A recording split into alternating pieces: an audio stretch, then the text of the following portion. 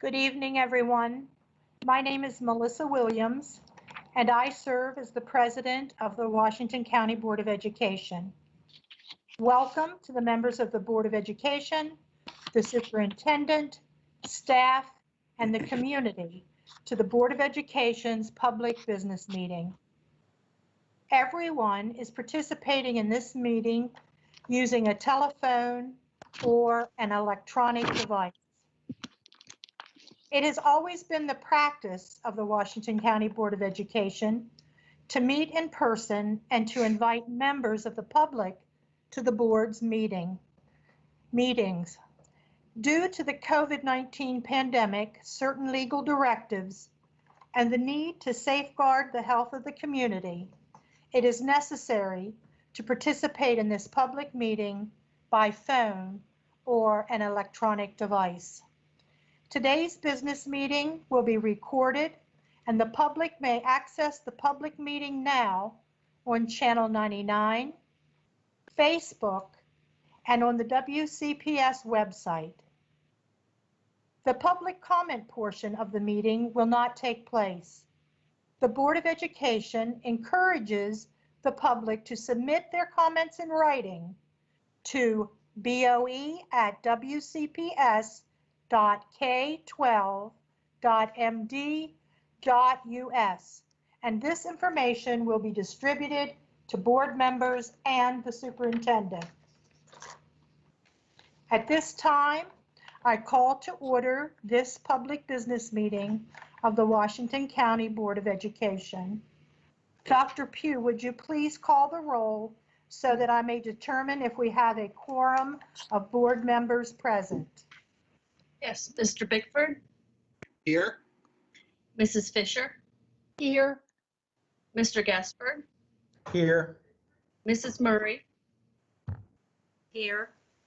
Mr. Ridenhour, Here. Mr. Stauffer, Here.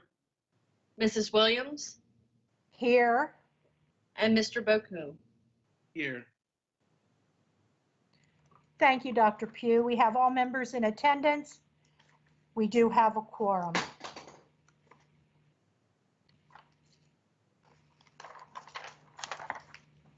At this time, I'd like to call on Board Member Linda Murray for a recitation of the Pledge of Allegiance. I pledge allegiance to the flag of the United States of America and to the republic for which it stands, one nation, under God, indivisible, with liberty and justice for all.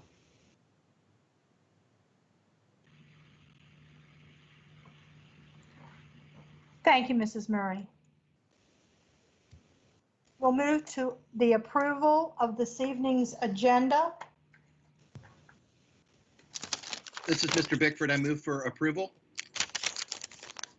Thank you, Mr. Bickford. Is there a second? Mrs. Fisher seconds. Thank you, Mrs. Fisher. Is there any discussion? Madam President, this is Wayne. Can you hear Yes, me? Mr. Reitner, I can. Thank you. I wish to amend the agenda to include a discussion and possible vote under old business on where our teaching staff will deliver their virtual educational materials.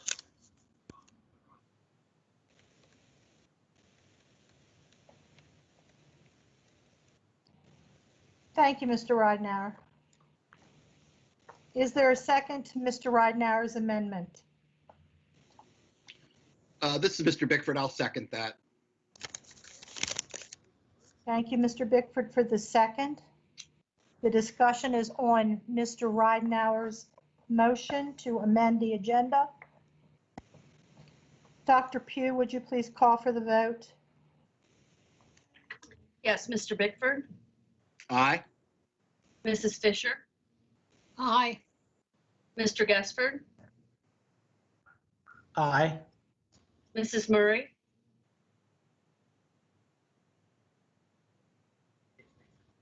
Mr. Ridenhour, Aye. Mr. Stauffer, Aye. Mrs. Williams, Aye. Mrs. Murray, Mr. Bacune, Aye.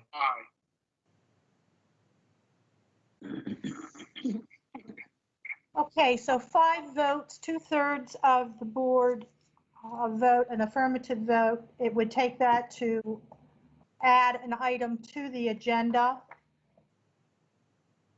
By my count, we have 6 votes and the student member concurring.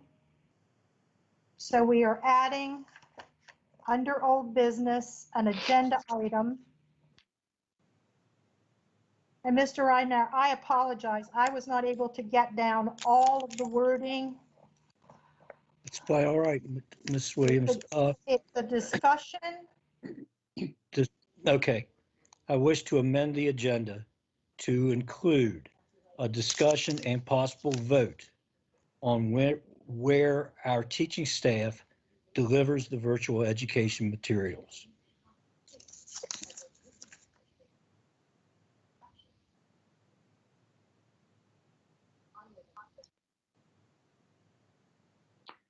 Thank you. Thank Could you. could I ask for a clarification on that? Yes, When you say deliver materials, you're not talking about delivering No. as in take something someplace.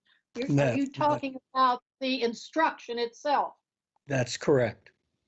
Okay, I just wanted to make sure that That's that's what you okay. meant. Thank you. Thank you.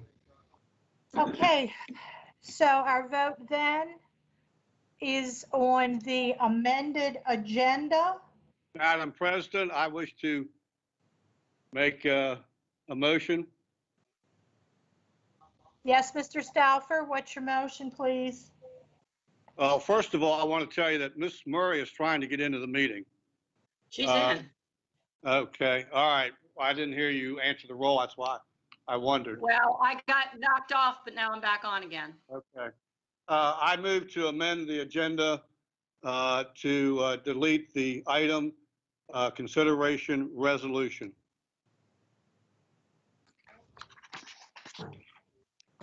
Thank you, Mr. Stauffer. Is there a second to Mr. Stauffer's motion? I second that. That's you, Mr. Gesford? Yes, ma'am. Thank you, sir. Is there any discussion of Mr. Stauffer's amendment? I'll start the discussion. I have 5 pages here, but I won't deliver it all unless I have to. So I don't know, but I'll give you the primary reason for it. I don't like the background, the way it was brought about, but I think the primary, I'll put it to you this way. On August 31st, WCPS will embark on a journey to open school with completely online instruction under the Return to Learn plan. As we know, we've read many, I don't know how many emails, hundreds of emails about this Return to Learn plan. People discussing various things like screen time and everything else. This board's focus, in my opinion, Dr. Michael's focus and his staff's focus should entirely be concerned with implementing the Return to Learn plan. We've got to get it right. Plus, we've got decisions to make about when we're going to bring students back into the schools and so forth. And I don't want Dr. Michael and his staff and this board sidetracked by any more distraction than we currently have. And I can go on and tell you why, the flaws of why this resolution came about, but I'll open the floor up to others, but I may go on and do that. Thank you. Thank you. May I hear that amendment again, please? I move to amend the agenda by deleting the item consideration resolution. So you're talking about doing it later, but you're talking about getting rid of the resolution. I want to get rid of the item on the agenda, consideration resolution. Period. Get rid of it. I don't think we should consider it tonight.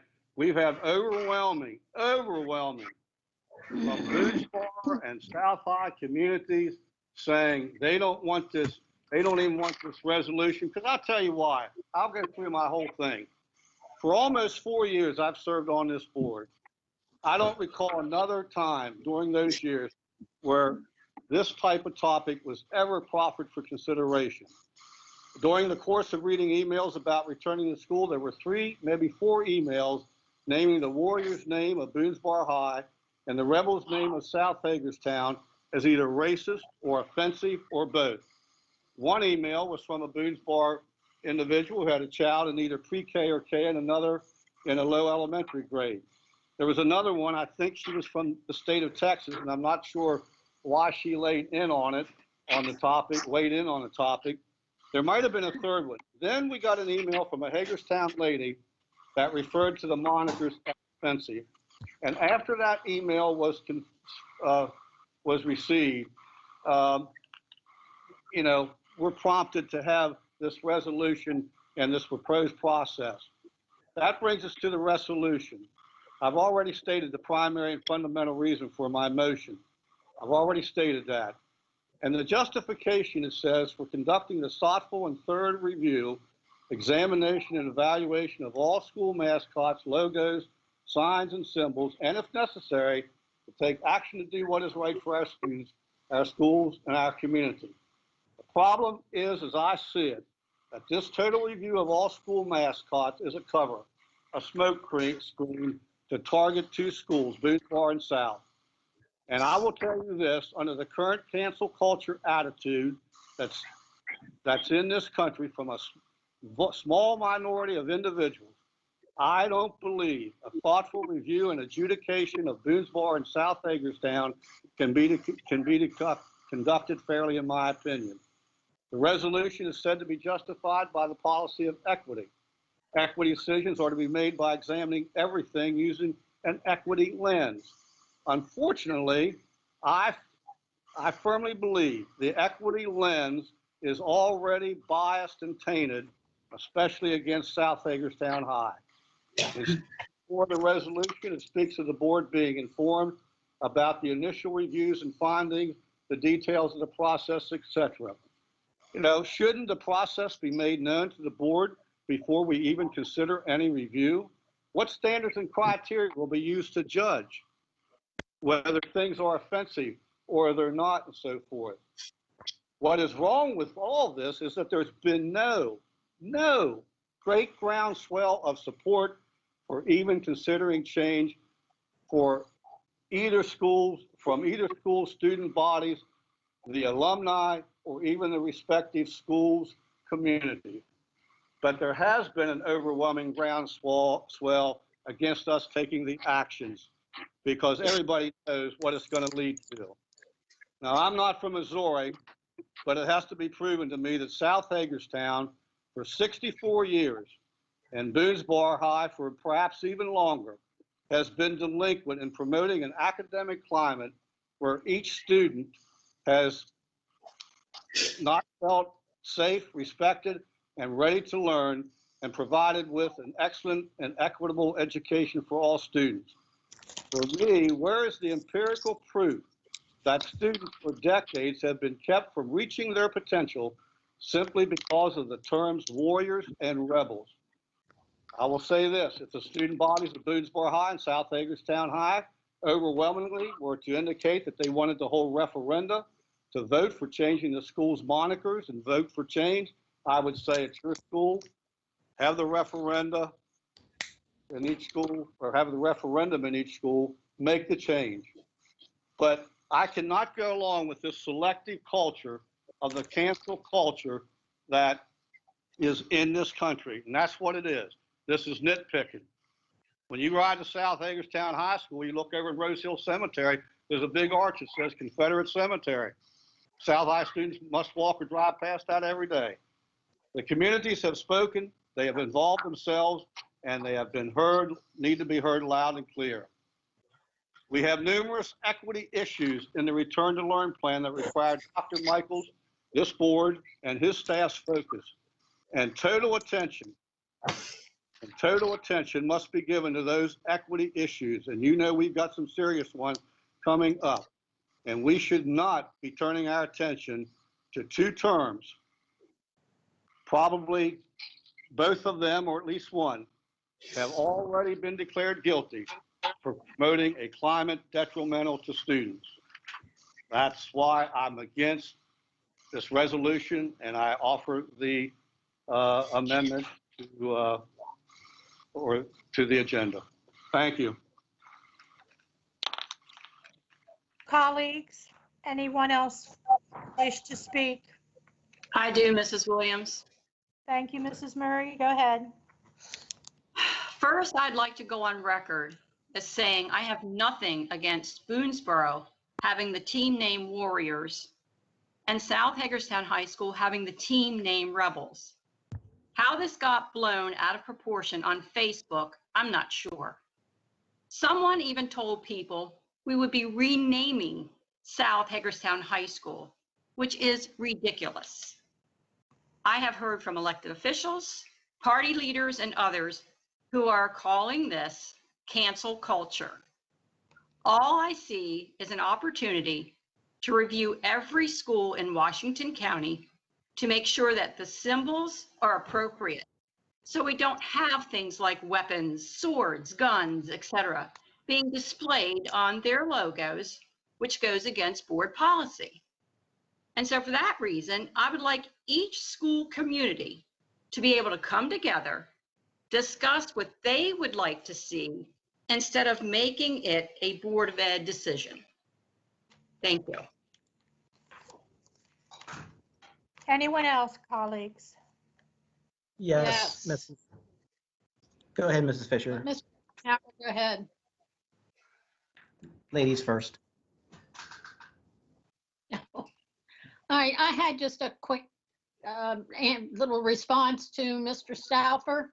He talked about the economic or the educational success of students at those two schools. I don't deny that, but equity is not aimed just at educational attainment. It is also aimed at social, emotional feelings and so on.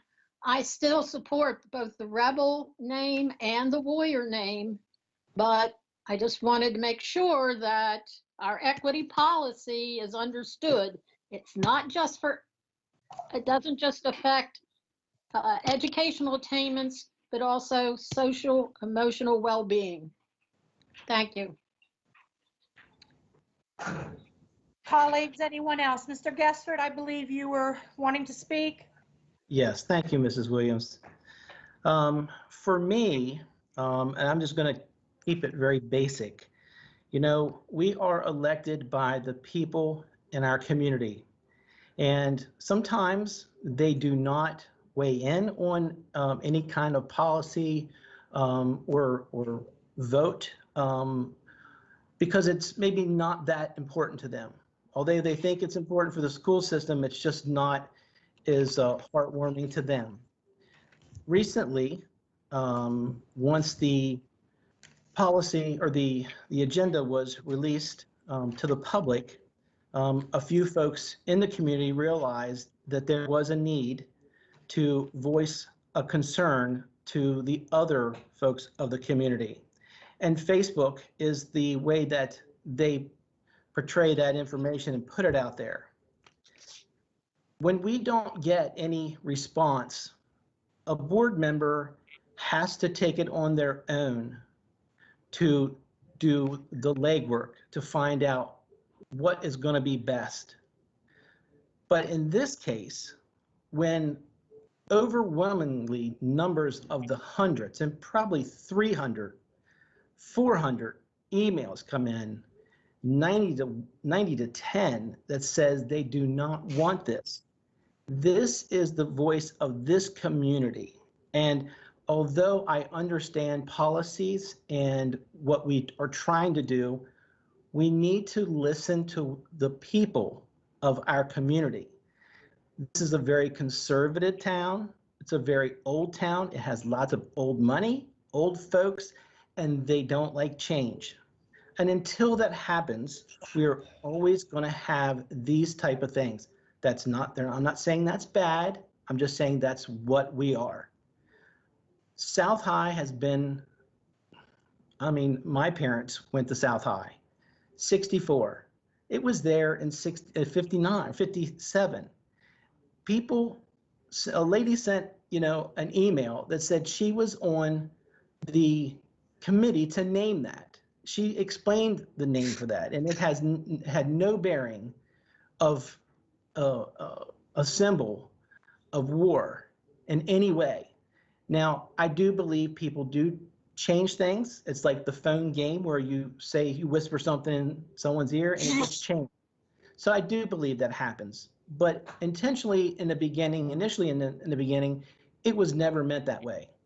A lot of folks in this community still do not see it as a negative, and they see it as a positive, especially the Warriors, the Boonspar people. Wow, I mean, the number of emails that came in. I mean, both of them, obviously, but, I would have thought South High would have just, blown them out of the water, but Boonspar just was crazy about their Warrior logo, their totem pole, and overwhelmingly, I'm saying, that this really isn't something that the people need to or want. And I think they don't want their board member to move forward on this, because that's what they're saying. No, do not move forward on the resolution. And for us to do that, it's kind of a slap in the face to the elected the people that elect us to do our job. And unfortunately, this one's an easy one for me, because so many people have responded from California. Mr. Hershey sent me a message. I did not speak to him. I did get it on voicemail. Got it this morning. He called yesterday, and he was adamant about that. He did not think that there was anything wrong with that. Now, he's from Hagerstown, but he does live in a very liberal area of the country, and I think that he probably sees things differently. So I look at the number of people that have submitted their voice, and that's why we are here, because we are their voice when they speak up, and they have spoke loudly. And I just, I'm thankful that I don't have to make the decision, because it's been decided for me. So I will not be supporting this resolution to move forward. Thank you. Is there anyone else that chooses to speak? Yes, I do, again. President Excuse Williams, me, the Mr. student. Stauffer, could we hear from all board members once before we have Oh, a yeah. second go? Yeah. Thank you. I just spoke up Colleagues, because else did. colleagues. I think President we Williams, need the to student hear from- representative has had his hand up. Thank you. Mr. Bakum. Yes. So I would love to share. Many students value their logos. They value their school climate, right? But this resolution we're looking at here, right? It doesn't get rid of any logos, or it doesn't get rid of anything. It doesn't get rid of. It just examines them. So it's not providing an actual course of motion to get rid of the Warriors or to get rid of the rebels. It's just examining the different logos and examining the different signage that different schools have. And I think that's really important to ensure that all schools are equitable. And also, doing this discussion also, a lot of people have commented on the fact that their signs are going to get removed. But that's not necessarily the case with this resolution. It's just an examination, and I just wanted to say that. Thank you, Mr. Bakum. Mr. Bickford, I think you indicated that you wanted to speak. Yeah, sure. I agree with Mr. Stauffer in one sense, in that I don't think this is the right time to be doing this, mainly because one of the things I've appreciated about hearing from so many people is you're hearing the stories of how school impacted their lives, and they're still they still have this allegiance to their schools. And we've heard from other people that, you know, have other reactions to the various mascots. And I don't think it's, I'm in favor of doing the review, especially since we're going through this equity process. But I think we need to be able to hear from people. This is the sort of thing that we need to be having a public hearing at some point. Now, we can bring that up later, but I'm not going to vote to take it off the agenda. I do think we should have the item on the agenda to vote it up or down and possibly even amend the language. So that's why I will be voting against my colleague, Mr. Stauffer's motion. Thank you, Mr. Bickford. Is there anyone else? Yes. Mrs. Williams. Yes, Mr. Ridenhour. Okay, I agree with Peter, Mr. Bickford, excuse me, and his idea to move this to a later date. We do have a lot going on. And I think it would be a good idea to have a resolution and discuss the resolution, but at a future date.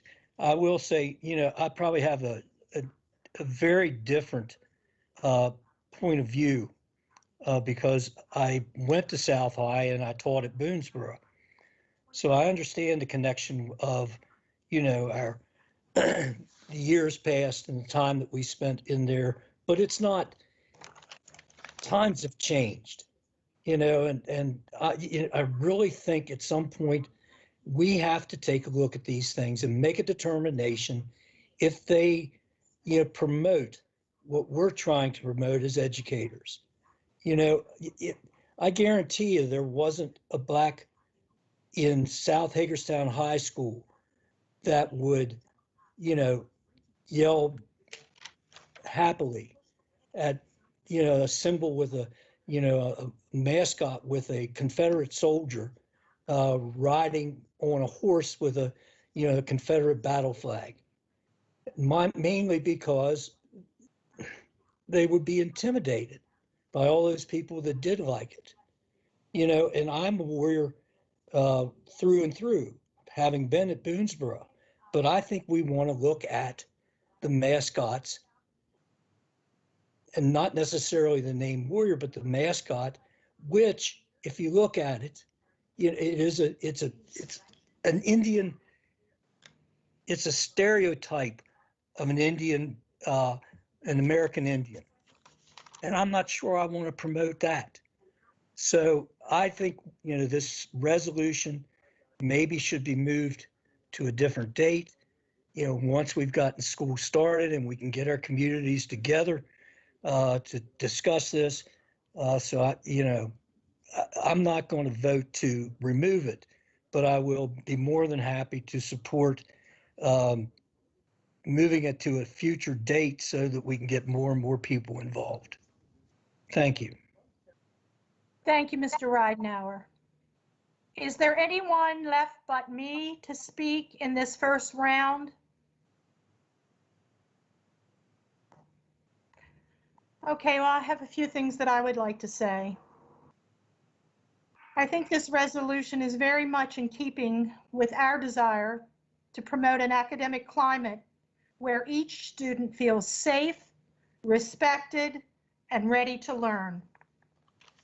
This resolution does not change or propose to change the name of any school.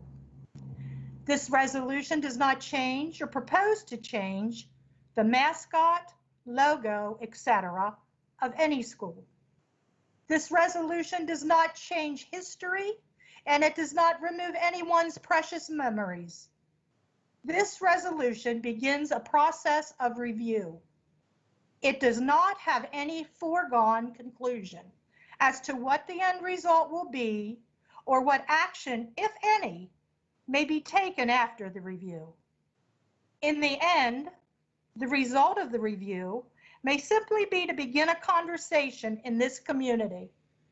Our challenge will be to conduct the conversation with civility and open-mindedness.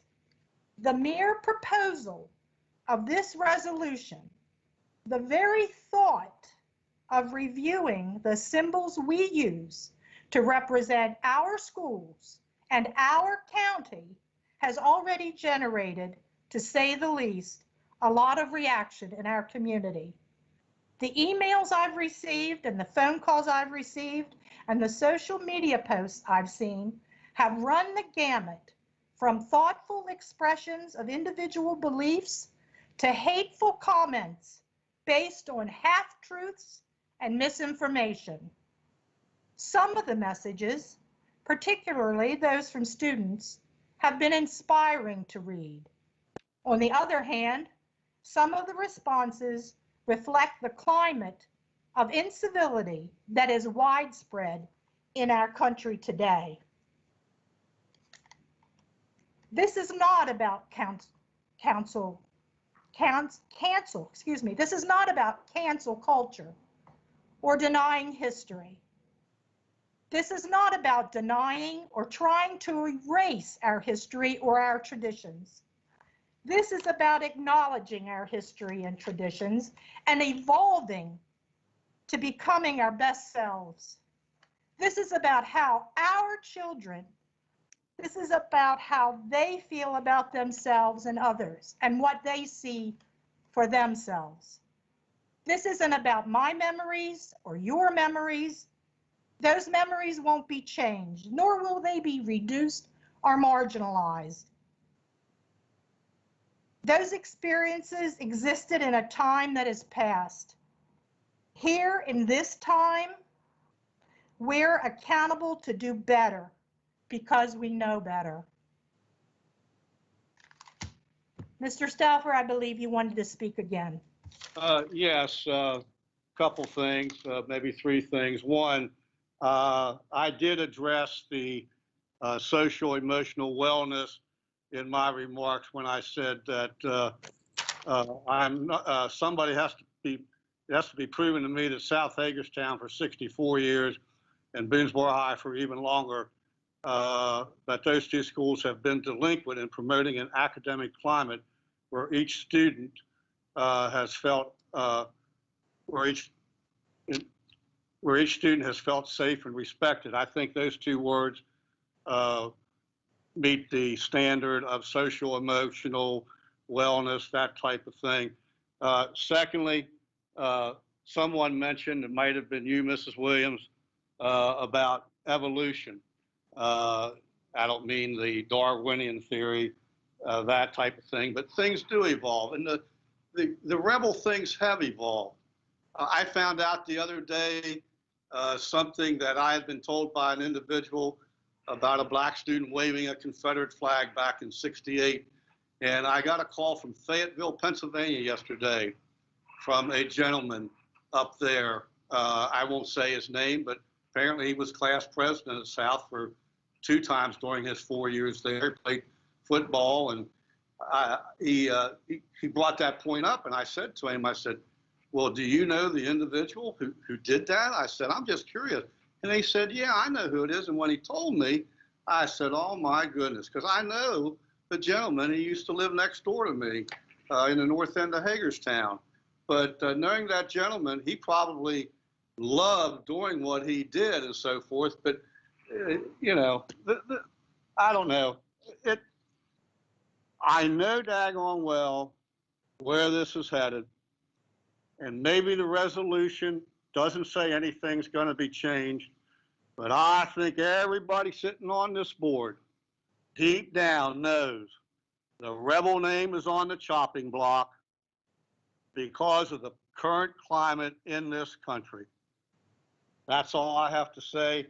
Like I said, if the student bodies want to change it and have a fair referendum in each school about it, it's their school, let them do it. I have no problem with that. I spent most of my adult life at Williamsport High School. I probably am more of a Williamsport Wildcat than I am a South High Rebel. But I think of all the students at South High through the years that have represented that school, black, white, Hispanic, students from Africa, and so forth. And I've never heard a great deal of discussion about getting rid of the rebel name.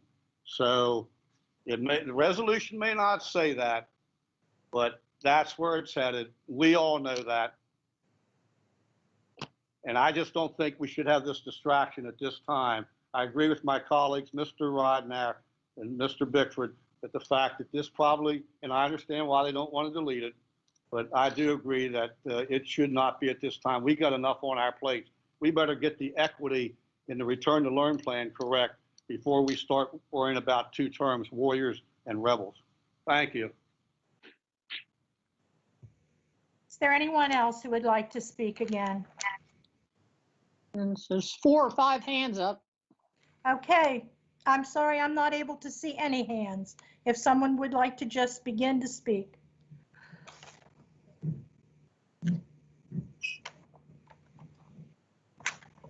Mrs. Fisher, go ahead. No, you go on. No, I just wanted to know, is Mr. Stauffer amending his statement, his motion to say that we're going to bring it up in another No. meeting, or no? No. Okay. No. All right, that's all I wanted to know. Well, then I'll say that was related to what I was going to ask, if we just couldn't table this until a later date.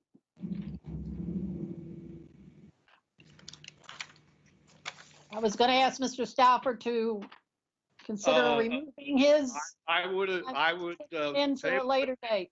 table it for right now. I could go along with that, and we can continue the discussion at a later time. I would go along with that. Well, you would need to change your amendment then. Well, but if something, well, I don't know. If we're tabling something, we're deleting it from the agenda, aren't we? Well, but if you delete it, it's permanently gone. If you say you're going to table it to a later date, it is reserved and it will come up again. Well, it could be brought up again anyhow as an agenda item. Anybody has the right to offer an agenda item for future meetings. So I think it's kind of a moot point. I mean, we can all. Excuse me, Mr. Stauffer, I'd like to gain control of the meeting again since I'm the presiding officer. Thank you. What I would like to say is that by amending the agenda and removing this agenda item, there's nothing that says that we can't bring it up at another time. Having said that, Mr. Stauffer, I'm a bit confused by what you're saying. You're saying many things about why we shouldn't be beginning this process, why it's the wrong thing to do, and there's already a foregone conclusion as to how this is all going to end up. And now you're saying that you want to consider this resolution at another time. So I'm confused by that. If you could please just. To me, tabling it, deleting it from tonight's agenda are the same thing. Or That is not my, Mr. Stauffer, that's not my question. My understanding is that you are totally opposed to this resolution and any process that this board would undertake to have a review. But then I hear you saying that you're in favor of addressing this at a time when we're not dealing with as many pressing issues. That's my confusion. I don't agree with the resolution. I just want to delete it from tonight's agenda.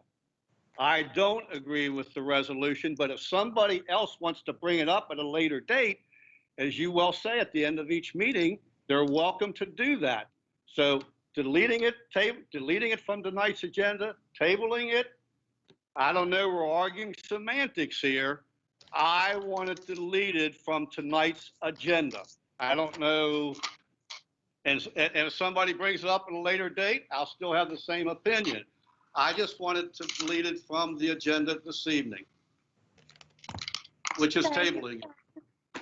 Thank you for the clarification. Colleagues, do any of you have anything that you would like to say before we move to the vote?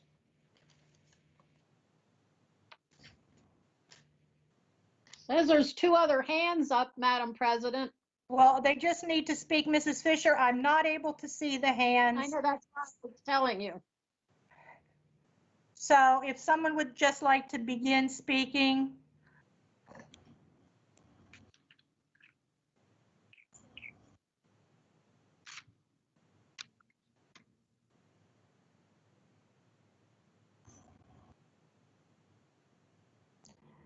Okay, let me try it this way.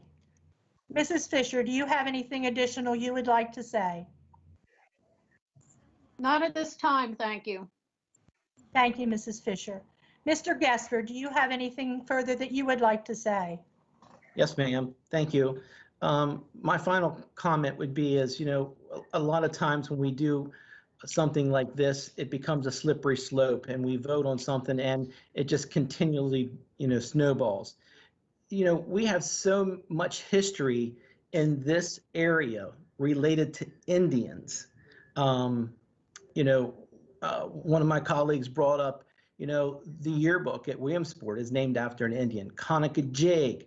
There's so many things that relate to that, and we can't be so sensitive to everything just because one or two people don't get that. We grew up here. That it doesn't mean anything negative. And I think once we start down this slope, we're going to be setting ourselves up. We need to stand and say, we appreciate that. We acknowledge there's differences. We can get along, but we know there's differences, and that's okay. So we need to really think about the fact that, in our community, we have a diverse group. We have, my goodness, we set on the state line between the North and the South, but that doesn't mean, anything to me. I love Maryland. I love Pennsylvania. I like West Virginia. So if it bothers me, then I don't bother, bringing it up. It's not that important. But when you have this much history in this area, we got a freaking battlefield, within 10 miles. We can't go down there and buy back the land and just wipe it clean and say it didn't happen. The Indians settled in this area. We can't say that it didn't happen. That's the history. We can acknowledge it, let it alone and move forward and address it if it's needed. But right now, it is not needed. And there is a lot of people in this world right now that just want to cause commotion. And we have a pandemic that we need to take care of, and we need to look at our schools. This is something that we don't need to address today or tomorrow and next week, maybe down the road when there's more of a groundswell. Then I will say, hey, it's a community thing. If Boonesboro says, you know what, we're tired, we're done, we don't want it, then hey, by all means, they need to speak up and they can make a voice heard. They've made their voice heard. They don't want this. South High's made their voice. They don't want this. So, either way, I'm just not going to support the resolution.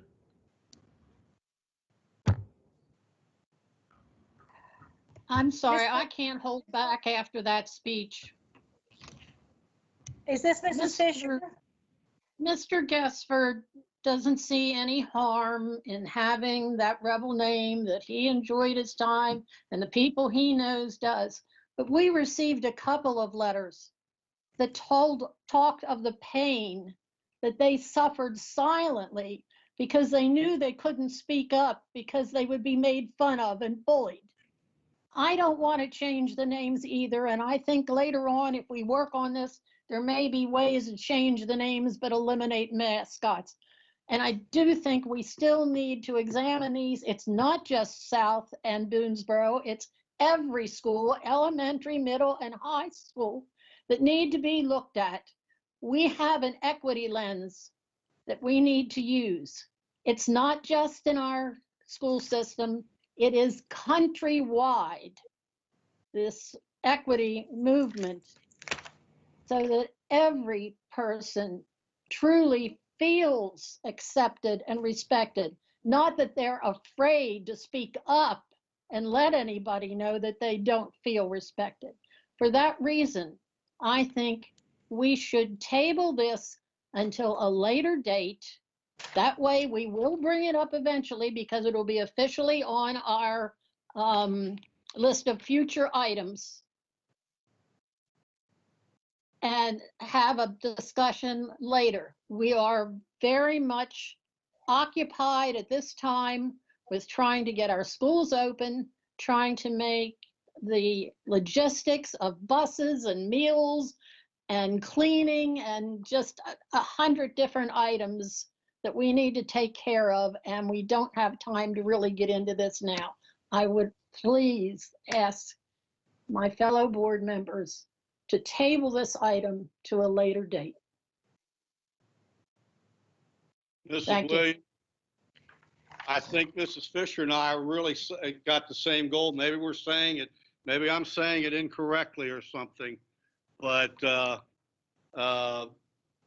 you know, I think the focus, as I said, the primary reason for wanting to delete it from tonight's agenda was because our focus needs to be on getting this return to learn plan correctly. You've answered a lot of emails, and so has Dr. Michael, about that and everything. And we've got people threatening board members with all kinds of things and stuff. That's why I think I wanted it deleted from tonight's agenda. Tabled, I guess, means the same thing. So just wanted to say that. Mr. Ridenhour, do you have anything additional that you would like to say? I think the idea to table it is the correct action to take. But Mr. Salford would have to pull his motion or change his motion to make that happen. So I will do so. To me, as I've said, deleting it from the agenda, tabling it means the same thing. But if No, it deleting doesn't. Look the at agenda is not Robert's the rule. thing, I will move to table the item. A later, Well, hold on just a second. We have there is a motion- difference in Excuse Robert's me, rules. Mrs. Fisher, excuse me. We have a motion that has been made. We have a second to that motion, and we have been discussing that motion. If Mr. Stauffer would like to withdraw his motion, and if the person who offered the second would like to withdraw the second, fine, then we could move on to a motion to table. If that's what Mr. Stauffer would like to do. Otherwise, we'll take the vote. We can vote this motion down and reconsider it at another time. Can I just amend my motion? You're going to amend your amendment to not remove it, but to table. Is that what you're saying? As I've said many times here tonight, to me, they're the same thing. Apparently, I don't understand the English language like everybody else, but I will amend my motion to say that we should table the action item of consideration resolution. Ms. Williams, this is why we need a parliamentarian. There is a difference between just tabling to table indefinitely or to table to a later date. Mrs. Fisher, I understand your concerns and I don't disagree with you. I've offered a way that we could resolve this. If Mr. Stauffer would like to withdraw his motion and move to table it for a date and offer a date, that would require another motion. Doesn't have to have a definite date, just the words that it would, To be At a considered later date. To be considered later. right, needs to be added to the word table.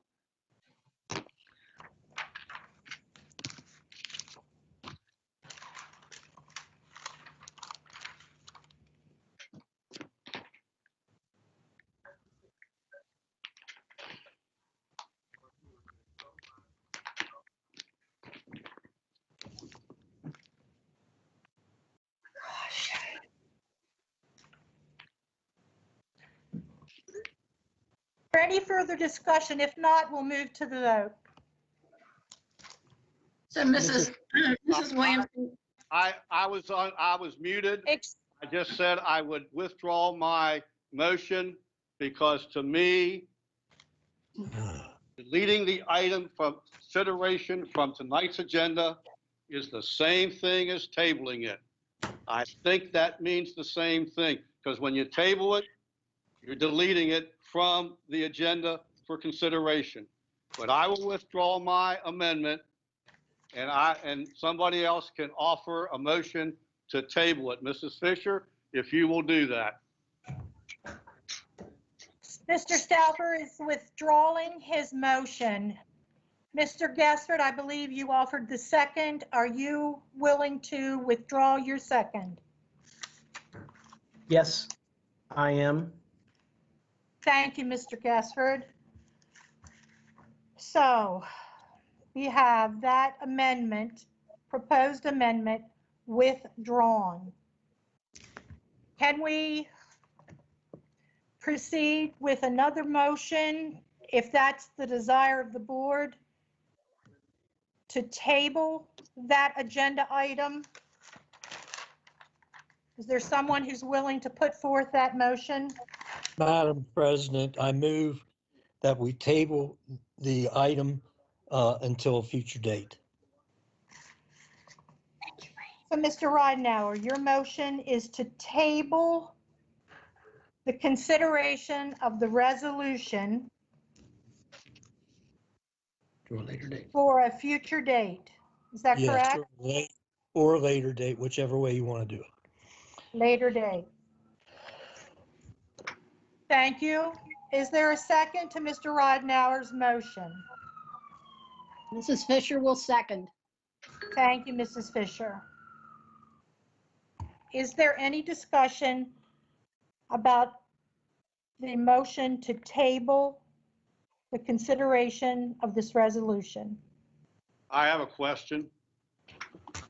Yes, Does that Mr. mean Stauffer. it's going to come up on the next board meeting? Is that what it means by a later date? No. Mr. Stauffer, it means a later date. It's not a specific date. My motion does not have a specific date. Okay, just clarifying. Thank you. Mrs. Fisher, did you have something you wanted to say? I was just gonna say, there's no sense putting another date on it because we don't know when the crisis situation we are in is going to be over and we'll have more time to deal with this. Thank you. Is there any further discussion, any other questions?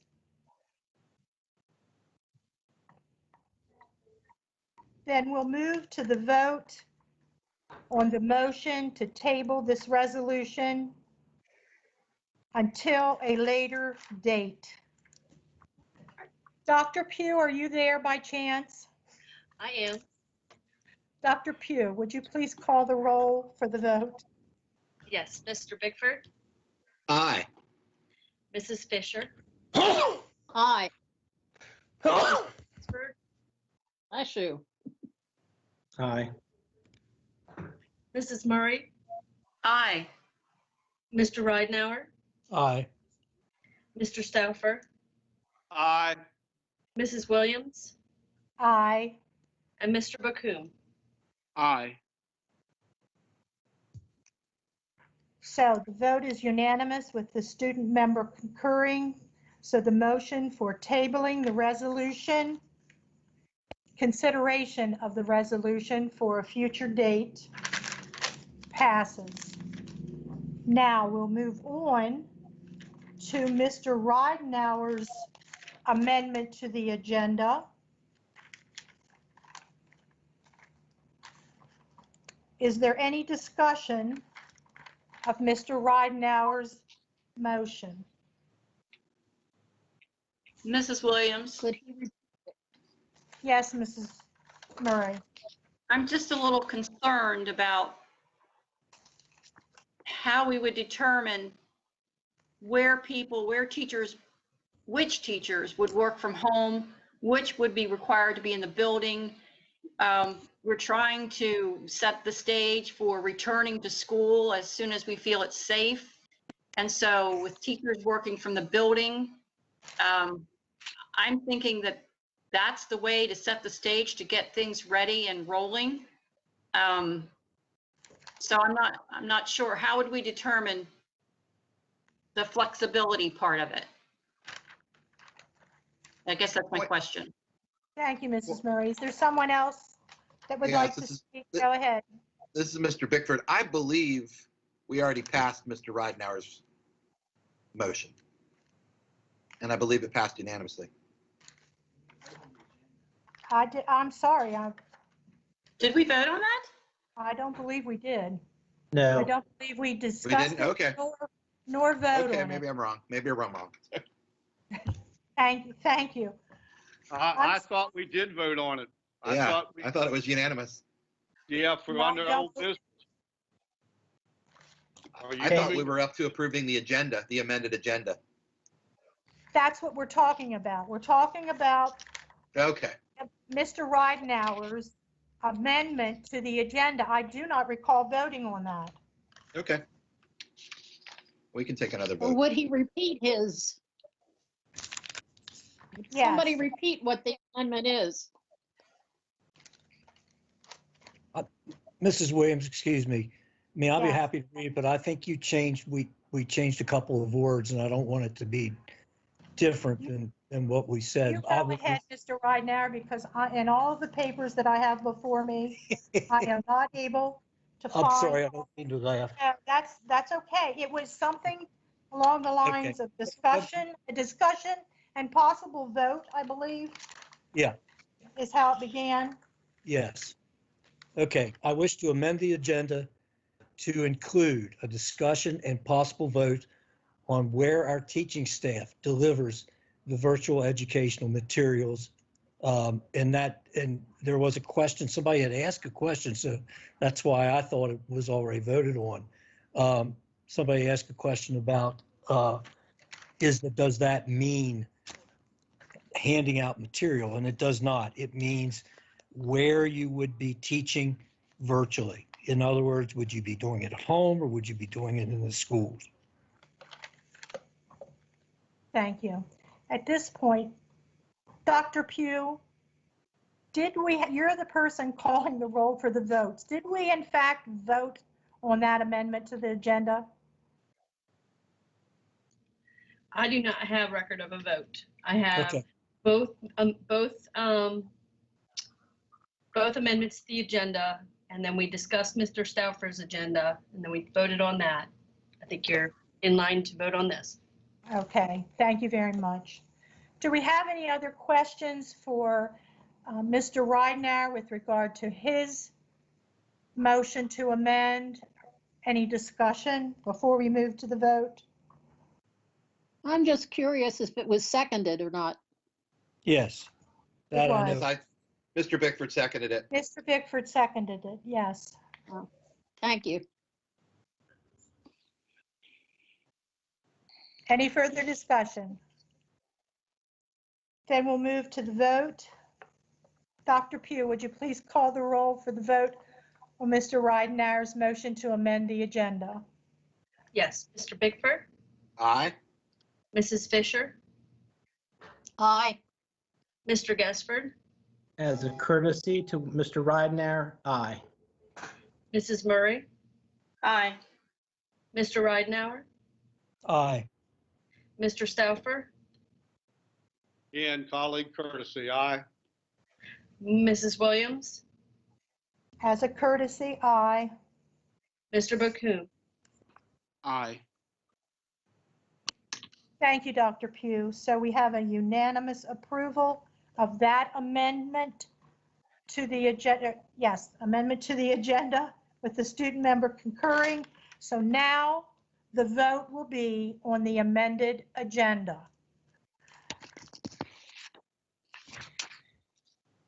Dr. Pugh, if there's no further discussion, colleagues, maybe we move to the vote. Anyone wish to speak to the amended agenda? Okay, Dr. Pugh. Mr. Bickford, Aye. Mrs. Fisher, Aye. Mr. Gaspard, Aye. Mrs. Murray, Aye. Mr. Ridenhour, Aye. Mr. Stauffer, Aye. Mrs. Williams, Aye. and Mr. Bocoum. Aye. Thank you, Dr. Pugh. So the motion, or I'm sorry, approval of the agenda has been approved unanimously with the student member concurring. We'll move now to the approval of the minutes. Is there a motion? Mrs. Williams, this is Mrs. Murray. I move to approve the minutes of the closed session meeting dated August 4th, 2020. Thank you, Mrs. Murray. Is there a second? Help me out here, people. We need a second to Mrs. Mr. Fisher. Bickford seconds. Thank you. Are there any additions or corrections to the minutes of the closed session dated August 4th? Hearing none, we'll move to the vote. Dr. Pugh, would you help us by calling the roll? Mr. Bickford, Aye. Mrs. Fisher, Aye. Mr. Gaspard, Abstain. Mrs. Murray, Aye. Mr. Ridenhour, Aye. Mr. Stauffer, Aye. and Mrs. Williams. Aye. Mrs. Williams? Oh, Yes. sorry. Hold Go on, ahead. Just let me announce. Yes. We have 5 affirmative votes and 1 abstention, so that set of minutes stands approved. Go ahead, Mrs. Murray. Thank you. Mrs. Williams, I move to approve the minutes of the business meeting dated August 4th, 2020. Thank you, Mrs. Murray. Is there a second to Mrs. Murray's motion?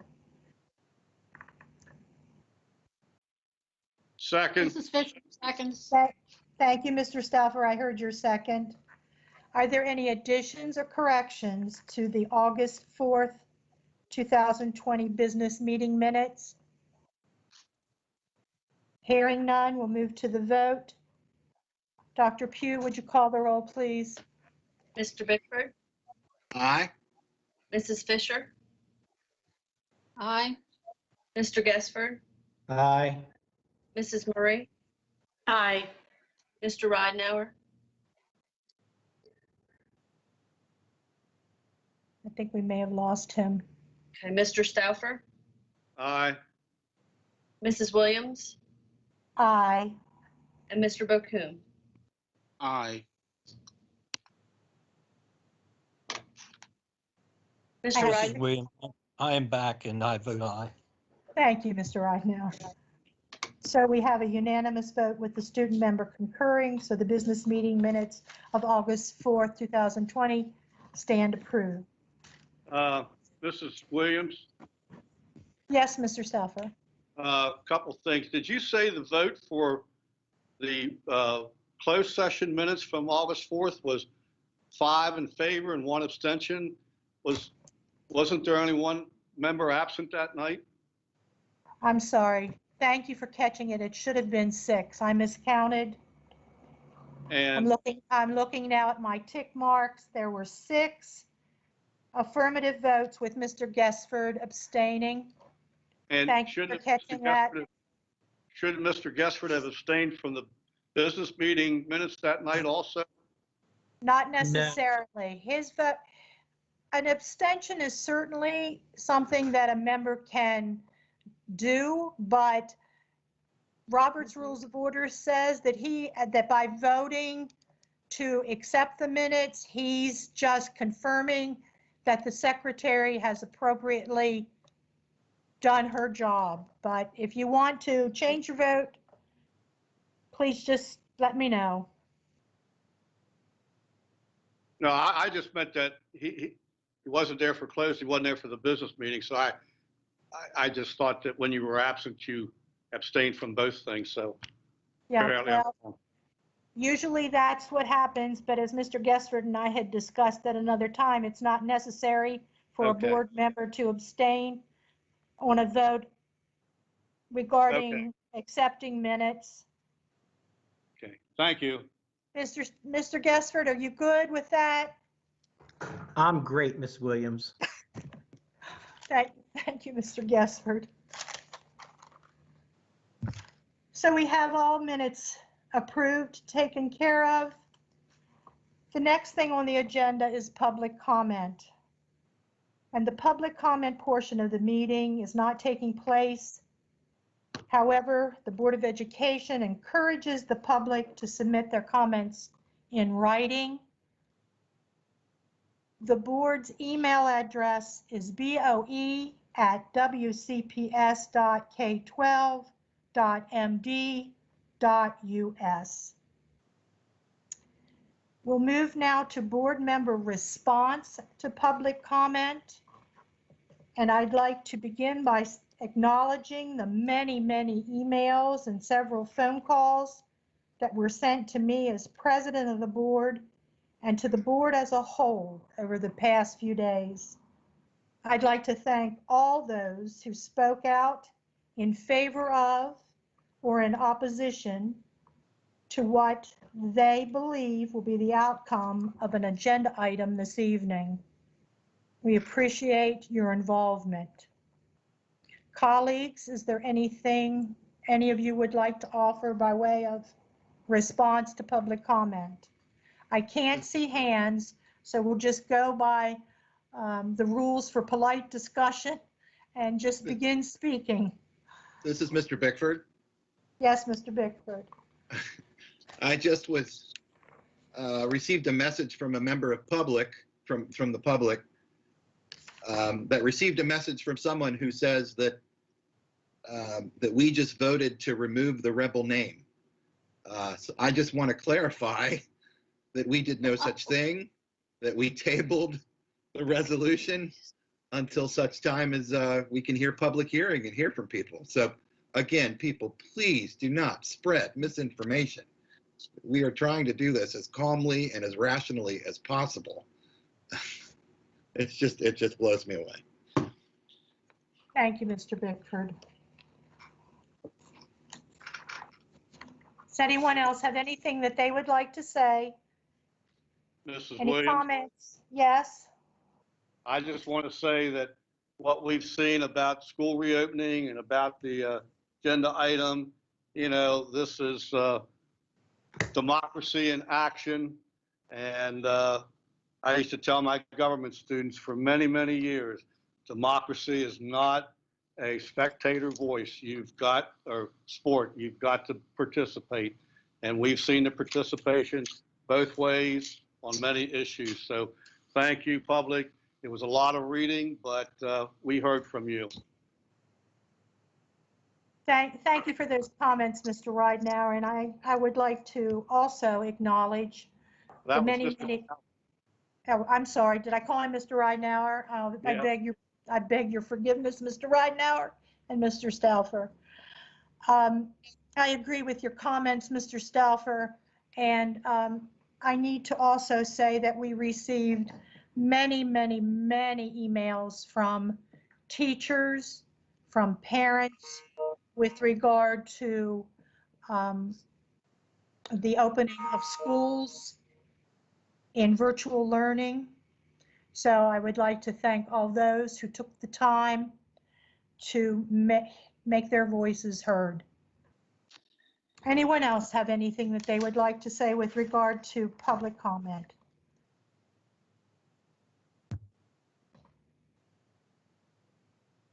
No?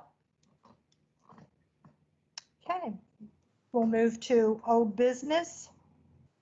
And under old business, because our agenda has been amended, we have one item, which is a discussion and possible vote. Mr. Ridenhour, since this was your amendment, would you like to begin the discussion? I'll do my best. Yes, Oh. Mrs. Williams, thank you very much.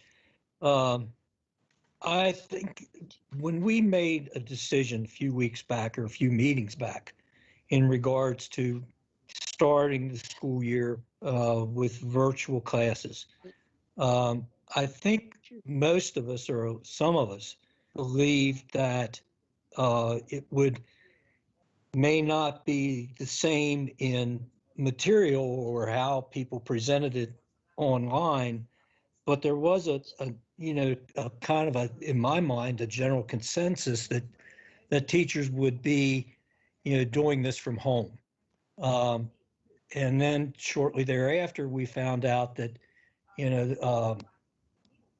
that it was decided that everybody was going to be going into their classroom to present the virtual lessons.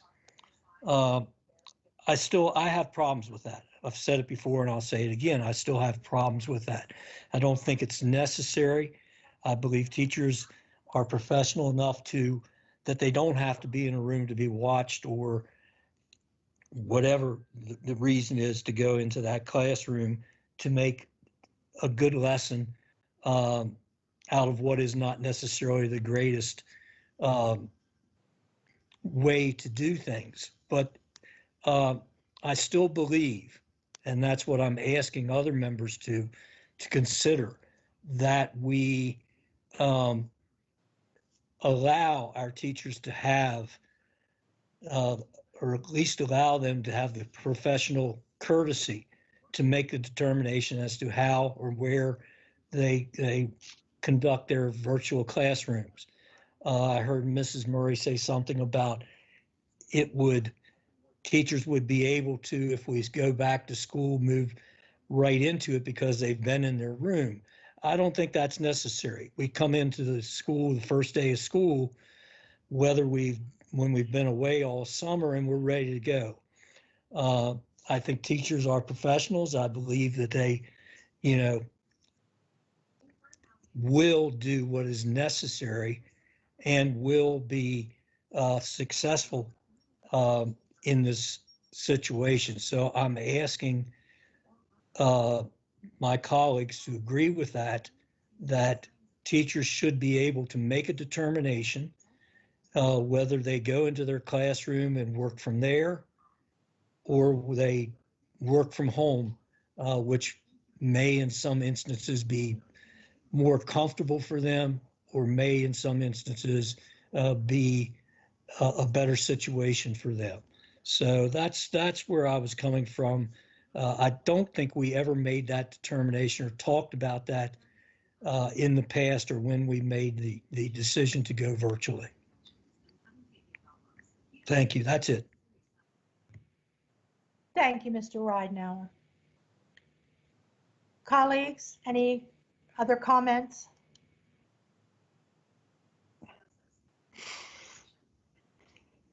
This is Mr. Bickford.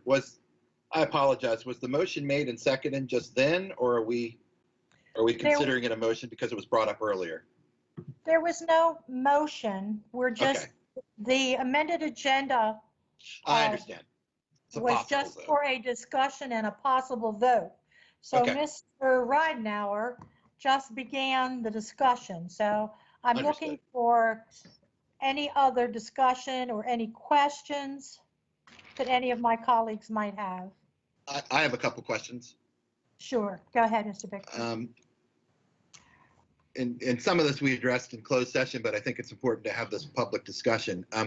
If teachers are required to be in buildings, can you explain what kind of access they'll have to rapid testing? I think it's important that if a teacher's symptomatic, that they can get clear results back quickly, and waiting a long time is just going to make things worse. So do we have any sort of special consideration for teachers to get access to rapid testing? And I guess that would go to Dr. Michael. That any of my colleagues might have. Things worse. So do we have any sort of special consideration for teachers to get access to rapid testing? Getting some feedback there, Mr. Bickford. I mean, we haven't asked for specific rapid testing. I mean, right now everybody's aware that it takes forever to get test results back. We certainly could work with the health department. I know that Meredith would be glad to house their nurses if we'd be willing to pay their contract out and we could have testing every day at the school. I can't guarantee how quickly the results would come back. Understood. And my other question is, do we have any idea? I'm under the impression just from attending recent meetings that a majority of the counties in Maryland are allowing teachers flexibility. Any guidance on that? And I can only say that there was a survey among superintendents, and it was, I'd say there was 8 or 9 other counties that were having teachers report, but with some level of flexibility, with some reasons for people not to have to report. Understood.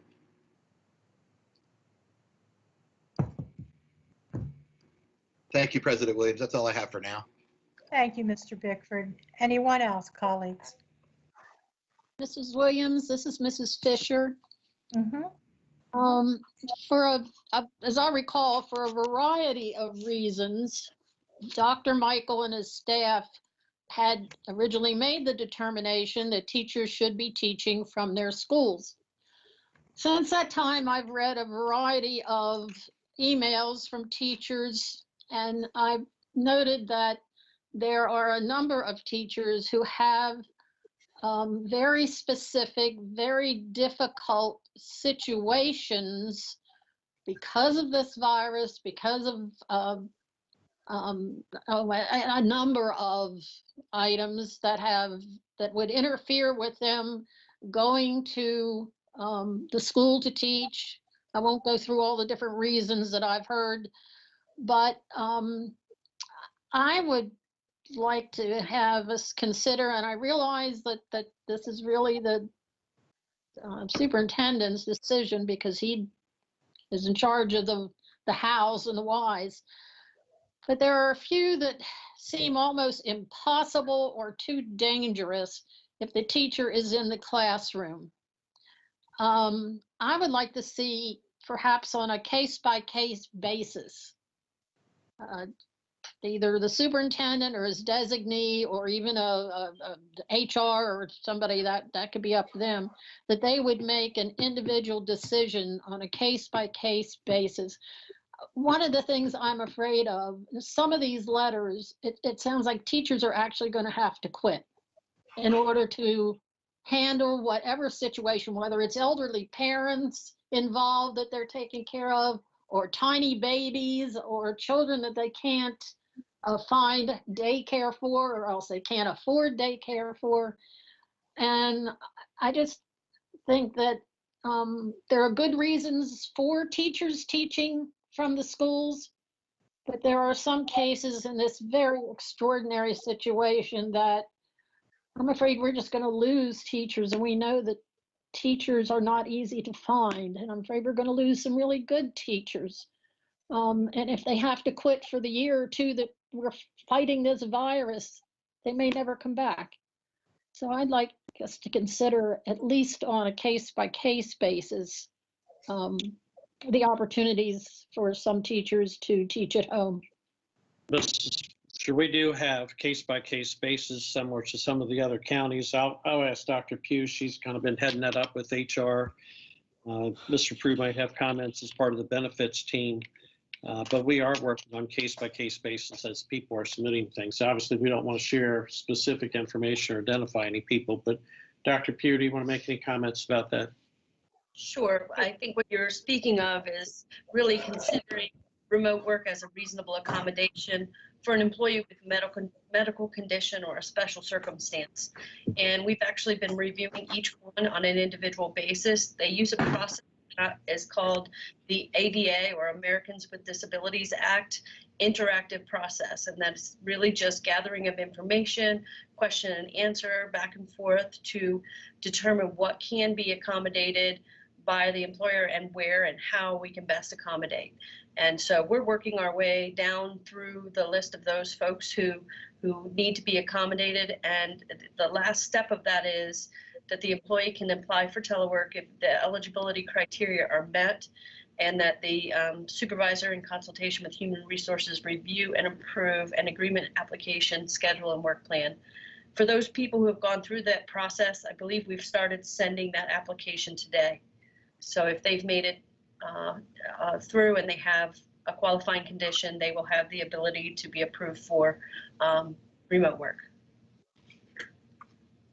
Well, thank you for that explanation, because I had read a letter from one teacher who said she knew many other teachers who went to HR and applied for this, but she had heard that everyone had been turned down, and I didn't know if that was true or not. So I'm No, at glad this you've point, cleared that. yeah, we've been able to provide accommodations to most people, and we're down to the people who meet the criteria that we've established for considering this accommodation. Okay, well, thank you. I'm glad that's happening. Would anyone else like to make a comment, ask a question? Ms. Williams, this is Mr. Yes, Gaspard. Go ahead, Mr. Gessard. Thank you. I think, we're asking for flexibility, from the general public. We're asking to be flexible on a daily basis. And I think sometimes we need to be a little flexible ourselves. Although I don't think there's anything that replaces education than a student and a teacher in the classroom. But I also realize that there are compromising circumstances that would possibly account for some folks having issues. I'm not sure if there's a possibility that there could be a limited amount of people in per school that would be allowed to be removed from that situation, still teaching from home, but the majority of teachers that don't have compromising issues, because I think if as a professional and that we've got this problem, you're going to come into the school, you're going to do your temperature check, you're going to wash your hands, you're going to use sanitizer, you're not going to be socializing in the employee lounge, having breaks with everybody. I think our staff has thought that through, and I'm only guessing, but we have great people. I think that they've probably thought, we're not going to be socializing like we had in the past. We just want people to come into school, go to their classrooms, teach their lessons, and if we have to do group sessions, we do it via Zoom meeting so that we're not all congregating in the same area and then go home. But there are folks that have compromising issues, and so I think that if we can compromise a little bit with some folks and make it a percentage per school, and maybe other folks can help, that teacher that might need to be out. If we have ESP support staff that could go up there, an assistant principal that could cover that, principal could cover it. I mean, we have to use all avenues to do this, and I'm willing to be a little flexible in that, but I think the superintendent's on the right track. We have to get our students back into the classroom. And if we're allowing everybody to be away from the classroom, that's not the message that we're trying to portray.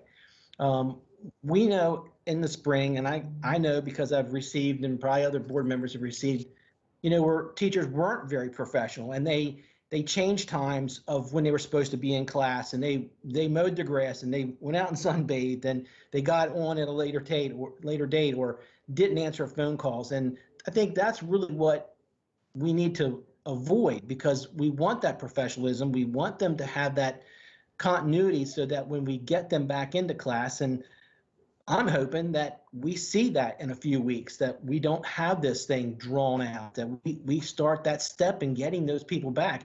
But if we're starting from ground zero and having everybody home and not having people in the classroom, and then we have to bring people back in, that means another 2 or 3 weeks before we get those teachers back into the classroom, get situated with that technical learning again, and then we start doing that. So we'd be behind the 8 ball on that, and we don't want to be behind the 8 ball. The state of Maryland is in phase 2, and it says that small groups can congregate, and that's small groups. And I'm thinking that that means we can probably put some of our students in classrooms soon. But of course that we have to abide by health issues, and we got to look at that and the guidance of the superintendent. So although I'm willing to be flexible, I think we need to limit that flexibility, and not to have like a humongous amount of teachers out just because. But yet we need to set the example of being professional and saying, you know what, this is our job, and I don't need to be home, and I want to be coming to my classroom. I want my students, and this is the way that we need to proceed. So, you know, although I see Mr. Ridenauer's thoughts, I really think there can be some flexibility, but not generally in all situations. Thank you, Mr. Gessert. Is there anyone else that would like to speak? Mrs. Williams, this is Mrs. Murray. Yes, Mrs. Murray, go ahead. I agree with a lot of what Mr. Gessford said, and Mr. Ridenauer as well. I understand the need for flexibility, especially people that are at high risk. And it seems like the superintendent has put that into place for those people. And I know in an elementary school setting where I worked, most teachers were in their classrooms before they even had to be. They were unpacking boxes and they were putting things away, trying to get things situated so that day one, the week before kids came, they were in meetings, they were doing things, they were getting their lesson plans together, lots of meetings and things. So then after that week, they were ready to hit the ground running when kids were coming. So I am happy to hear that there is a flexibility plan. So I'm wondering, if we vote yes for this, are we just voting yes to continue with the plan that Dr. Michael has? I guess that's my question.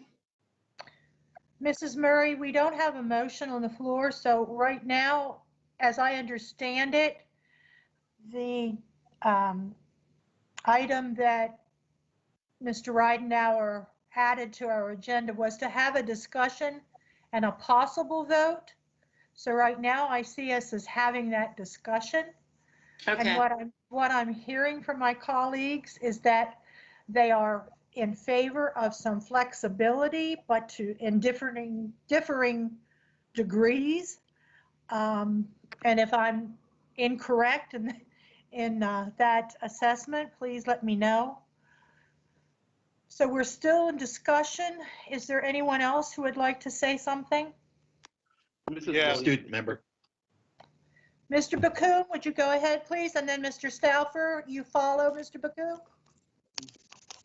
I would like to ask Dr. Michael to share his reasoning on why teachers should teach from like school buildings instead of at home. I know he talked about unprofessionalism, but I know in my experience during spring, during virtual learning, I had all my teachers be professional, and it was really a benefit to have them with extended hours and having that flexibility. I really think like flexibility is the major topic here, because some teachers have to take out a lot to like come to school buildings, such as they're not having access to childcare, or it's a very inconvenient like to drive like hours here.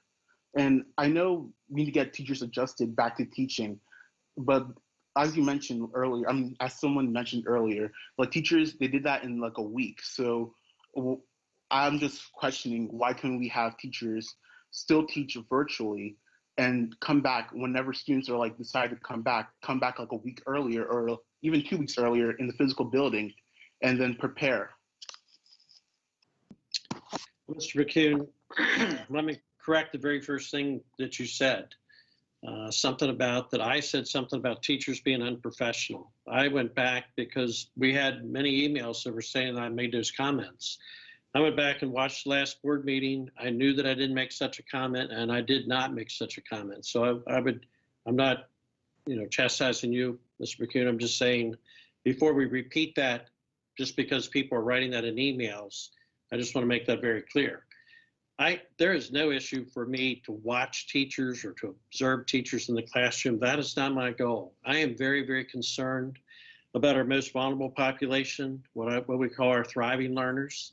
I think it's going to be challenging for them to have the support needed to be online for a whole variety of reasons. And I think it's going to take everyone's attention to try to address their needs. I'm also concerned even our most gifted learners, including our AP students, it's going to require our attention to address their needs. We're trying to take what normally we did in an hour to 75 minutes, so we're trying to cram that into 35 minutes, whether we do it every day or even if we did it every other day. We're talking about half the amount of time that we normally provide instruction. And I know those parents that are concerned about the amount of screen time and teachers concerned about the amount of screen time. But I would remind everybody, it's half the amount of time, half the amount of direct teaching and learning that we provided in the past. I think it's nearly an impossible task. And I think it's going to take the great minds of everyone to work together. It takes forever. You've seen the complications we've had tonight just trying to interact on a Zoom. Now, granted, our teachers are a little bit more proficient maybe than we are as a team here tonight. But you got to coordinate and get all that put together. If people are working together on the same schedule and making things happen, I think we can do things on the fly and adjust. I'm hoping, it's probably being over optimistic, that we will be allowed to bring back a few students soon. There are many students that distance learning is not going to be what's going to be the best way for them to learn.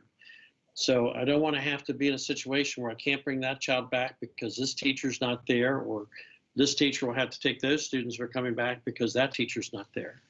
So I think it really boils down to whether the board believes we're going to gear up and be able to come back. I think that would be a big part, that we're back and ready. I think September is going to be a little chaotic as we go through some classes where we may have students, some classes may not have any students. And we want to utilize our resources differently. And I just see a combined effort of great minds getting together and probably meeting 2 and 3 times a day to sort and resort what we're doing and how we're best going to meet the needs of students, and who's on and who's not on, and who's going to go and call that student, text that student, make a home visit to that student, whatever it might be. It's going to be a very, very different year. I'm confident we can make it a successful year. I just think it's going to take the full attention of those that are able to give the full attention to teaching. I'm very concerned that many people are concerned about the cost of healthcare. I know that's a significant issue, but it's one that also our community has faced, and that doesn't make it better. It is one that we're asking our community to face.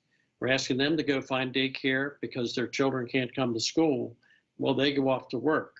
We're all around Washington County, the combined home income, husband, wife, significant other, whoever, is about $60,000 in Washington County. That is a tremendous hardship for those folks to find daycare. Not that I want our staff to have daycare challenges at all, but I do want them to have their attention turned to the students.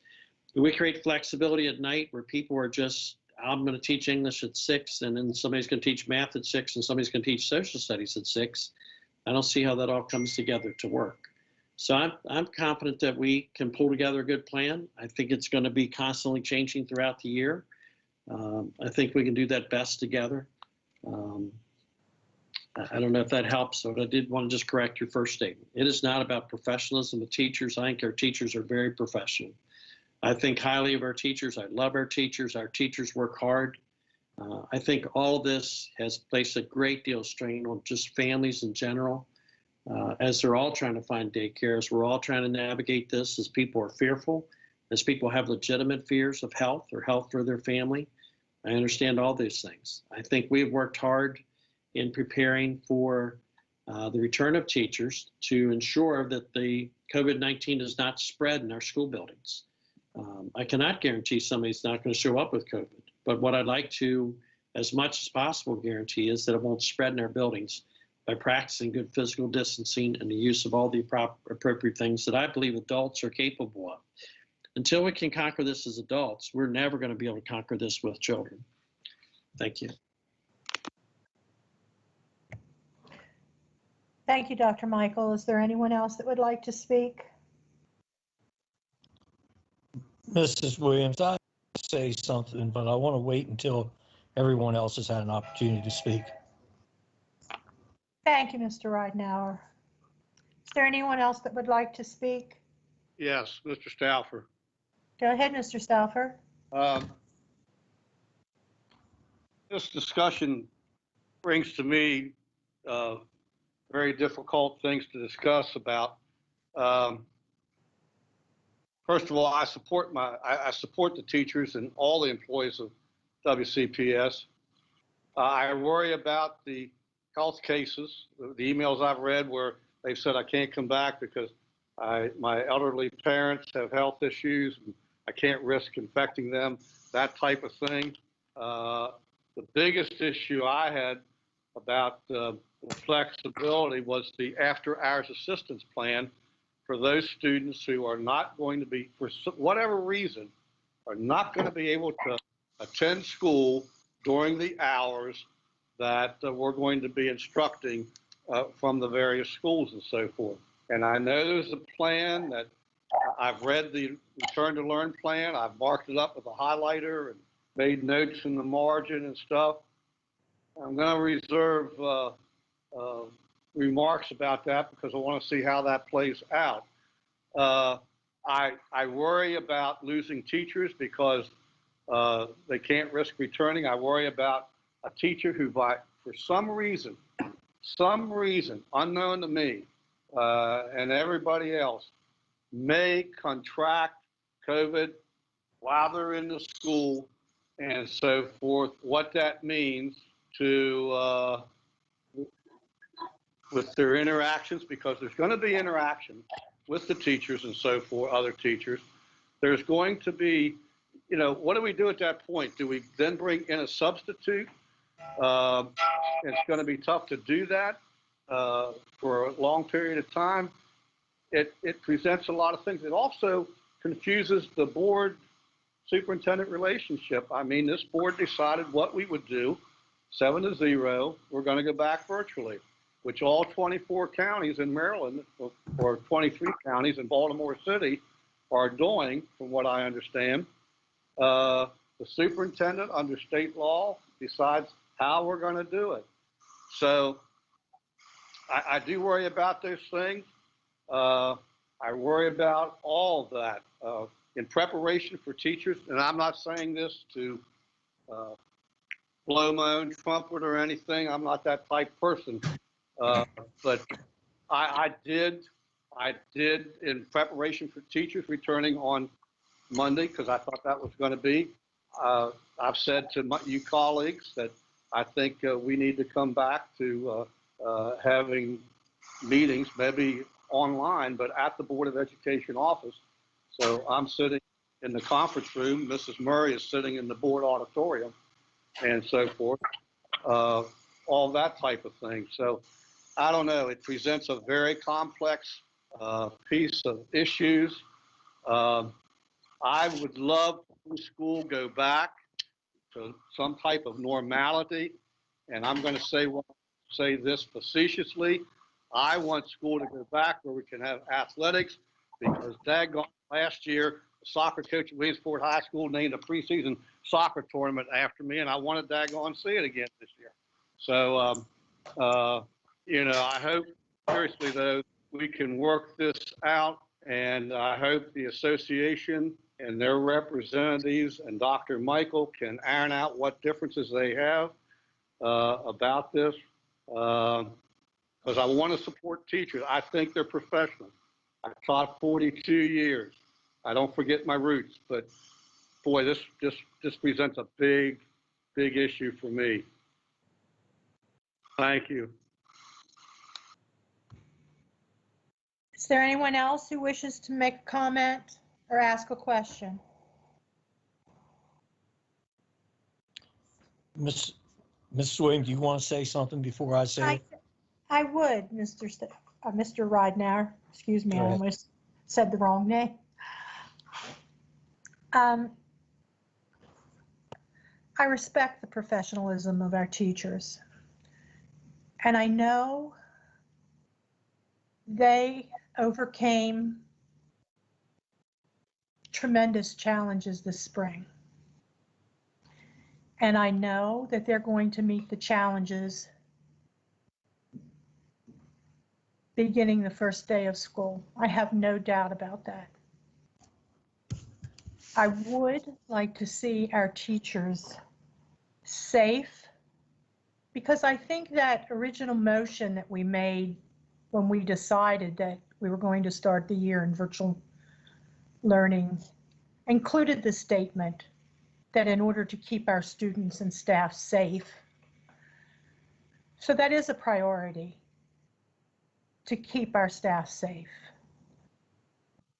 I heard from a teacher who's teaching in an open school, and she shared with me that she was wearing glasses. She had to resort to wearing glasses instead of her contact lenses.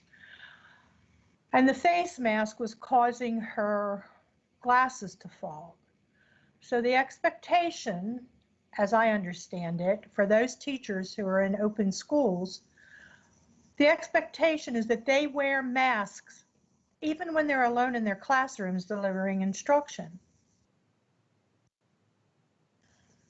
That's a concern, because if they're wearing masks when they're alone in their classrooms, then that must be because there's a concern about the ventilation system.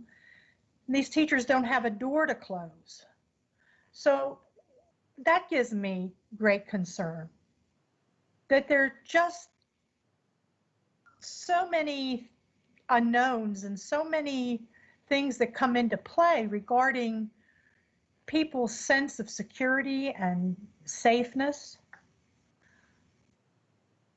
I would like to see teachers have the opportunity to decide for themselves,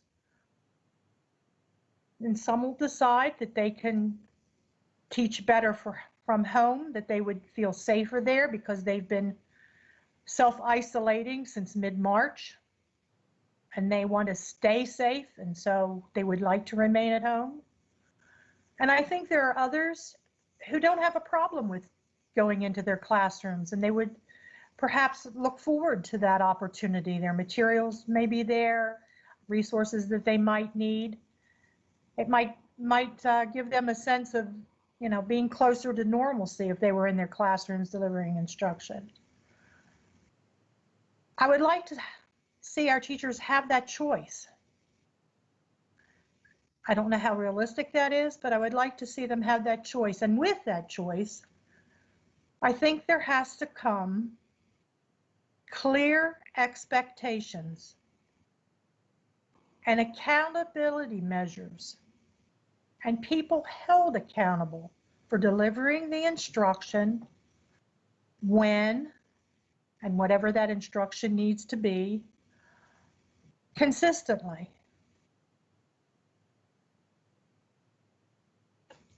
So those are my thoughts. So Mr. Ridenauer, I'll yield to you. Thank you, Mrs. Williams. You did a wonderful job of saying what I've been trying to say. Thank you very much. I agree with you 100%. It's not an either or, this situation.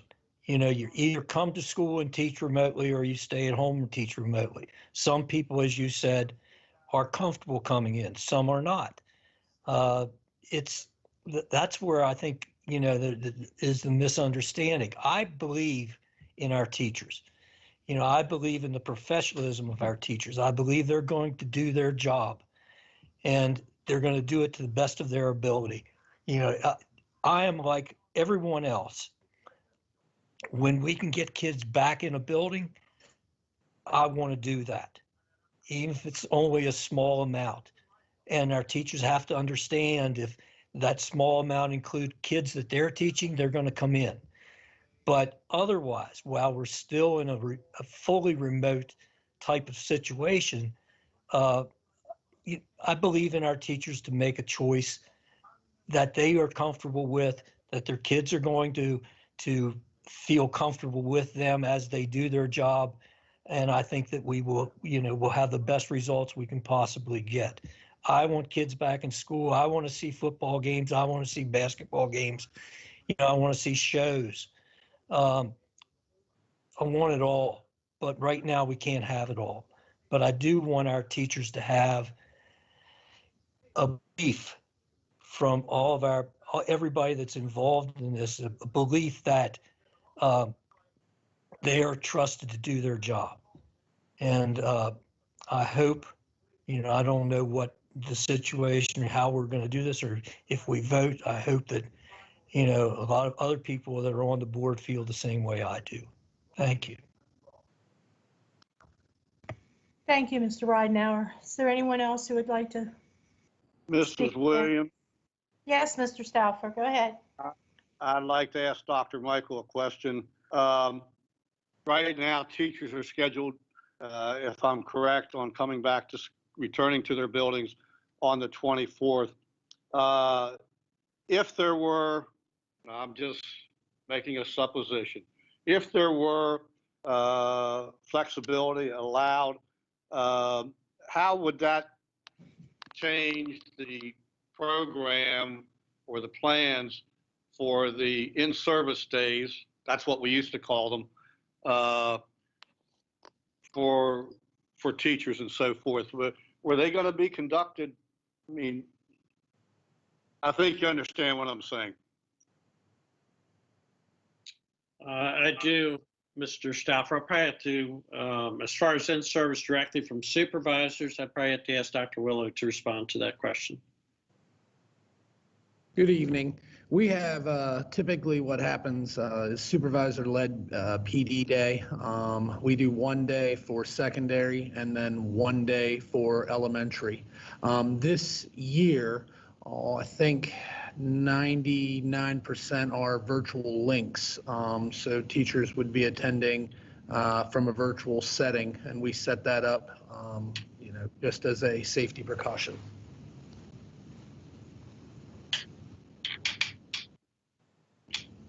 Thank you. Another question, follow-up, I guess, really. So when teachers return to buildings, then, because I'm just going by what we used to do when we went back. I've been called a dinosaur, but I remember having meetings over on the school handbook and all these types of things and all that. And then, of course, there are many, about 25 items I've seen that teachers have to go through to be able to start the school year and so forth. Is all that going to be done virtually with teachers in the schools? It's still going to be done virtually? I guess it is. I think it'd be a combination of things. If teachers were back in the building, I think most principals would, first of all, we try to get rid of as much of administrivia as we possibly can. I think a lot of people know and understand what that material is, and they don't need the time to go through that with, fine-tooth comb. But I think we'd really be focusing on what we're going to do with instruction, some of those types of things, and get focused on grade level team meetings, things like that. Those things could be done virtually from the building, but my thought is that a lot of that would occur in some of the larger areas of the building with tables spread apart and, live discussions occurring to get those things accomplished. But it could be any combination of things. Thank you.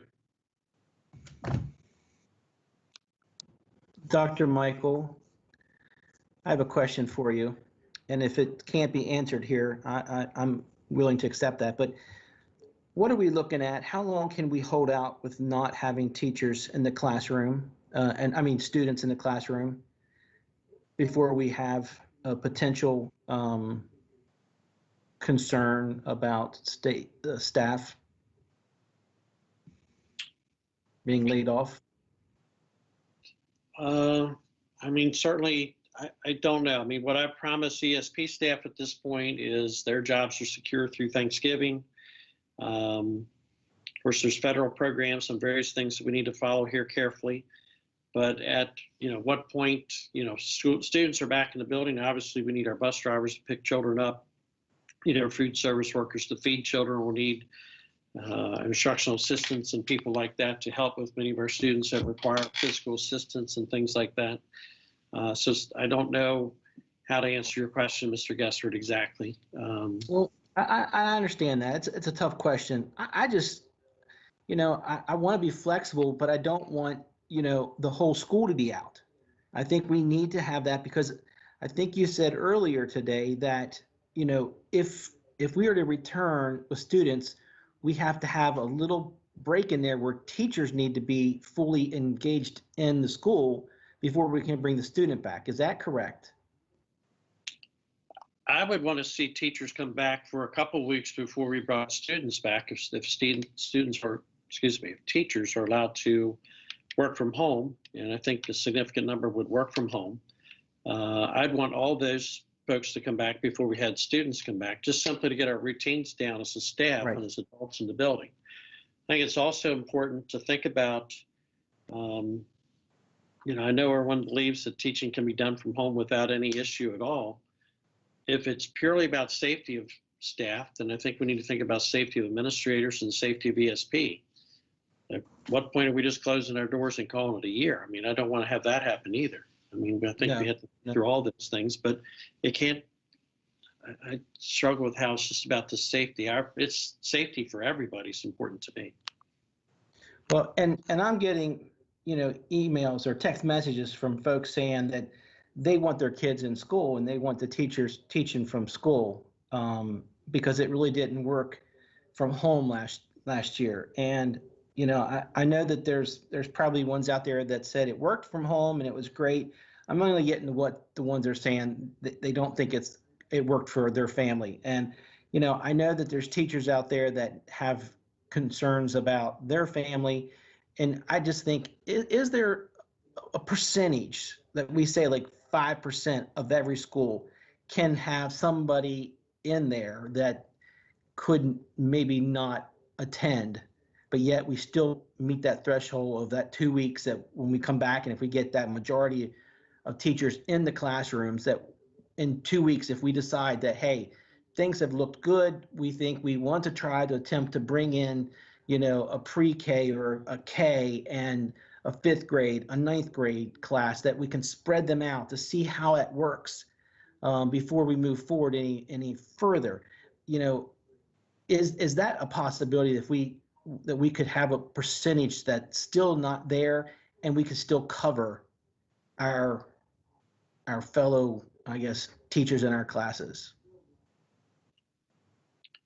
Well, I think any type of return to students, if it's going to occur at all this year, and of course, I don't think at this point any of us know that for sure, would be a slow ramp up. I think much like, I'd want staff to get accustomed to safety protocols and practices. I want a slow ramp up of students to kind of get them acclimated into the routines of safety and our protocols and things.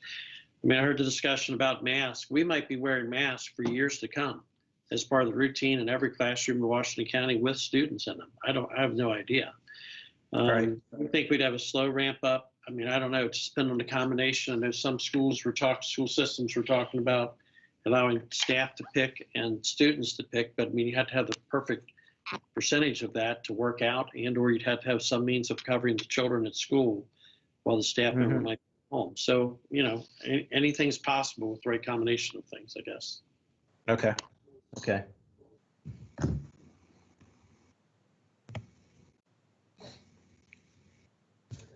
Would anyone else like to make a comment or ask a question? Yes, this is Mr. Stauffer. I just received a text from a teacher, so I'll just ask the questions. She related, would you ask about these things? She says,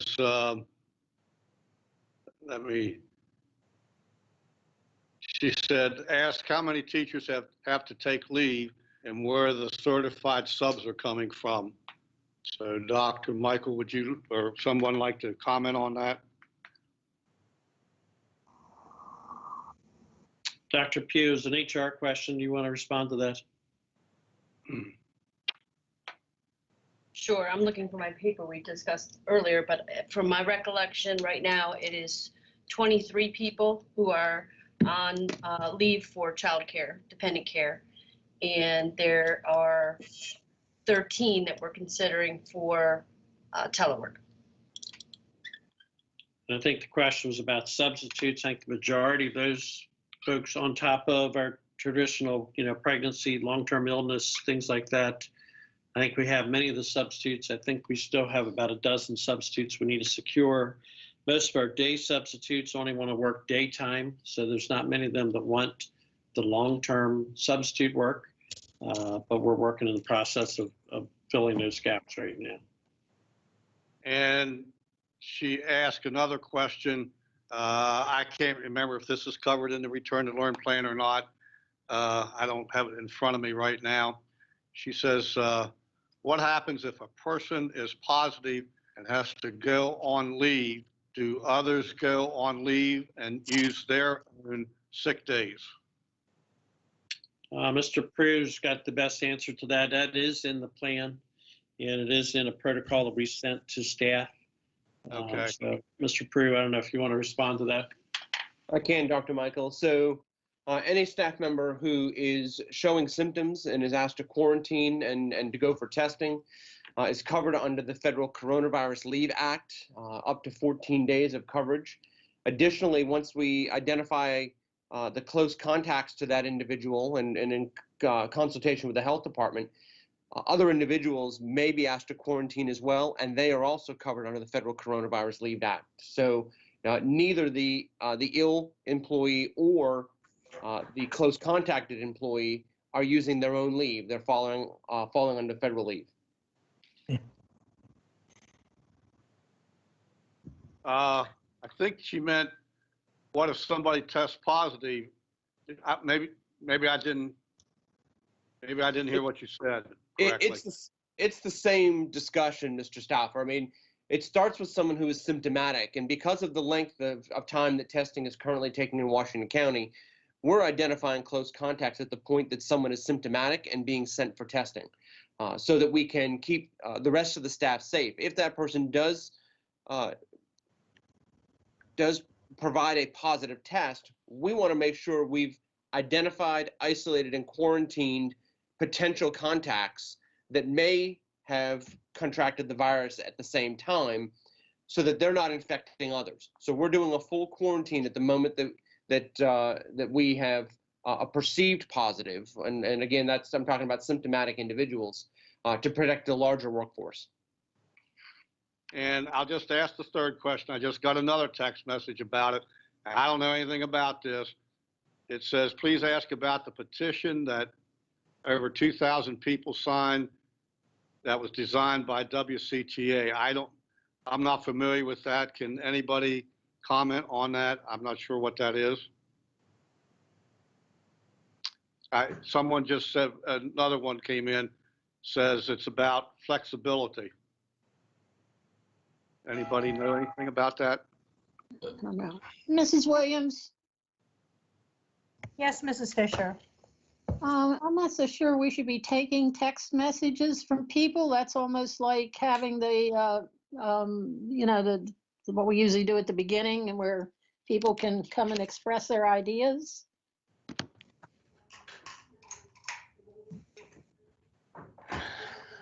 Thank you, Mrs. Fisher, for your comment. Colleagues, can we agree not to be taking text messages or emails during our meeting? Sure. I don't have a text message, but I do have another thought I was thinking of. This would be for maybe Jeff and Dr. Michael. Do we have other staff that we allow them to stay home if their compromised health is a concern, or do we give them the same courtesy? How can they do it? I think, Mr. Gavin, from a benefits perspective, and I think Dr. Pugh's been working more closely with the human resource team who's working on each of those individual cases. She may have a more in-detailed answer, but during any situation, if we have a staff member who needs an accommodation as identified under the American with Disabilities Act, the HR department provides those accommodations for staff, irregardless of a pandemic. Okay, so, but basically, if I was, I don't know, maintenance, and I wanted, and I have like a heart condition, I would be able to ask for that same courtesy of being home. I think some of the clarification comes down to whether you can actually do your job remotely. So let's, for lack of a better example, seeing you talked about maintenance, if we're talking about a plumber, They can't fix a pipe. They can't unclog a toilet. They can't fix a water main from home. They have to be on site with hands-on. So it really is a job-related, job-specific accommodation that is provided. In some cases, we can provide an accommodation. In some cases, we can't. So it's not equal for everybody then? It's job No. related? That's correct. Okay.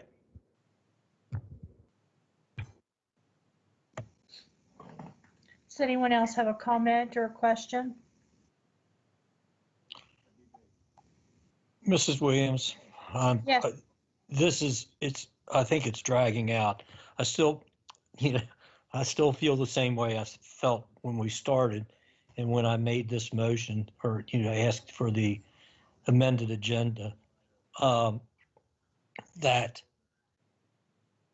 teachers have flexibility. And I'm talking about flexibility now as we are working almost exclusively remotely. There is no reason to have to go to the school. I can't, and none of the reasons I've heard really sell me on that you have to go to do that. There are a lot of people that will want to do that. That's great. That would, we'll have people in the buildings, particularly younger kids, I'm sure. I would like, if you don't mind, and, you can ask my colleagues, I'd like to take a vote on whether or not we should ask the superintendent to adjust his practice and allow flexibility in remote instruction. That's what I want. That's what I'd like to see. If everybody else is opposed to it, I'm fine with that. I mean, I'll live with it. I wouldn't agree with it, but I would live with it. So maybe we can get this over with if we take that route. Point of clarification. Yes, Mrs. Fisher.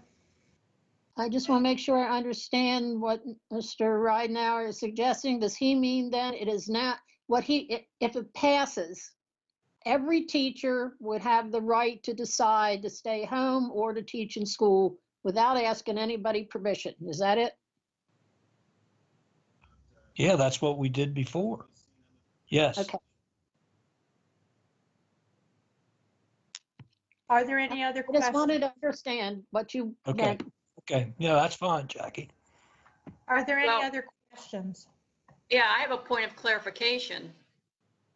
That's what we did before because schools were closed. The buildings were closed. I just want to make that point clear. People couldn't go in the buildings. Now the buildings are open. So that's a different point of view. Does that make sense? Yes, thank you, Mrs. Murray.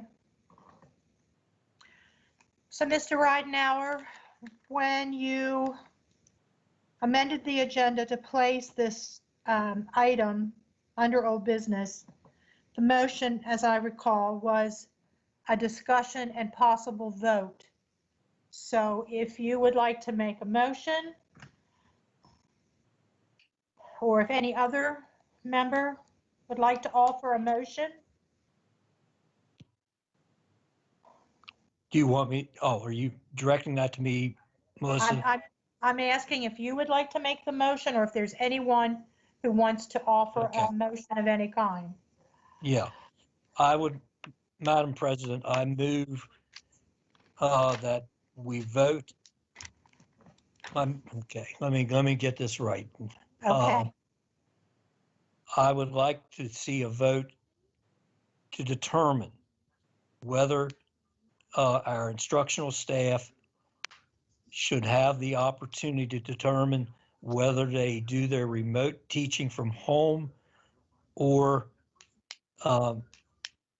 from their building, their school building. And this is not what I'm going to say is not part of the motion, but I think, Mrs. Murray mentioned about the schools were closed. Yes, they were, but there were people in the schools. I just think, like I said, I've said enough. I would like to see that vote, and let's go from there. Okay, Mr. Ridenhour, I want to Yes. clarify. So Okay. your motion is that teachers have the choice to remote teach from their home or their classroom? Is that what it is that you're That's it. That's putting it. That's forward? simplicity. That's it. Yeah. Okay. So the motion is that teachers have the choice to teach remotely. I'm writing this as I'm saying it. It's okay. Yeah. From home or classroom. Is that what your motion is? That'll work. Okay. Okay. Mrs. Williams, Yes, Mrs. Murray. I would wonder if Mr. Ridenhour would like to add something about until the students, until such time as the students return, or such time to prepare for the students to return. Would that be a possibility? I could, I don't have a problem with that. thank you, Mr. Ridenhour. So you wish to add wording that says until such time as, We're preparing for students to return. until such time as preparations For the return of students. Yes, thank you. We're preparing now for Preparations. students to return. For the return of students. Mrs. Williams, we're preparing now for students to return. She means like the couple of days we normally have to prepare. That's not what it says. Mike, Well, but if teachers somebody have is, not been told that students are going to be coming back to the school. At this point in time, we have determined that our instruction is remote. Okay, so while it is remote, being done remotely, electronically, virtually, whatever, yeah. It's, that's what we're working on. When we open up the schools, I certainly hope teachers come back. I hope everybody comes back, but right now we're not doing that. I'm asking for professional courtesy for our teachers.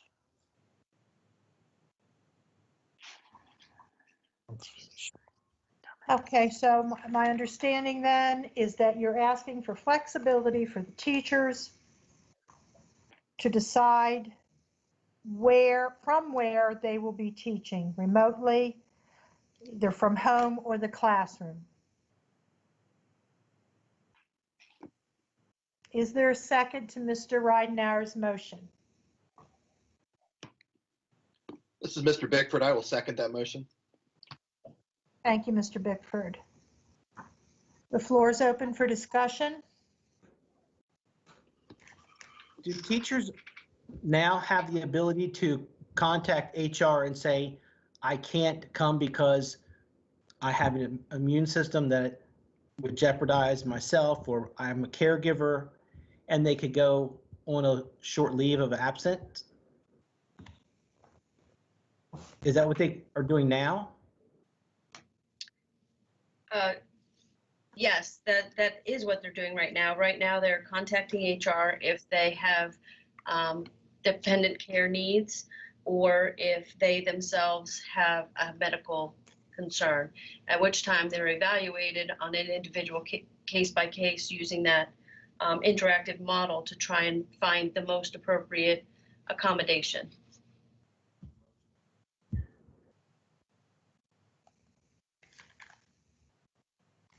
Are there any other questions?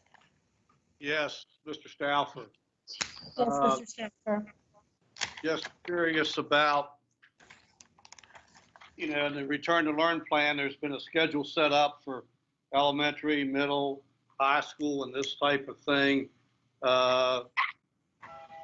Would teachers still be expected to follow this? Because what we're getting into is now going the superintendent's job. But I guess what I'm saying is, will teachers still be expected to follow that schedule that the superintendent has set up in the return to learn plan? Yes. Excuse me, Mr. Stauffer, to address your concern, the motion only deals with where instruction will be occurring from. My thought is that Mr. Ridenour's motion is to have flexibility as to where they work, but not when they work. Okay, thank you for the clarification. All right. I don't want to put words in Mr. Ridenour's mouth, but I'm just going on my understanding of his motion. Yeah, Melissa, yes, that is it. Okay. Okay, So the expectation then would be that teachers follow the schedule as in the return to learn plan. yep. There was a schedule in the fall. May not have been as good, but there was a schedule in the fall. They didn't follow. Okay, is there anyone else who has a question or a comment before we move to the vote on Mr. Ridenour's motion?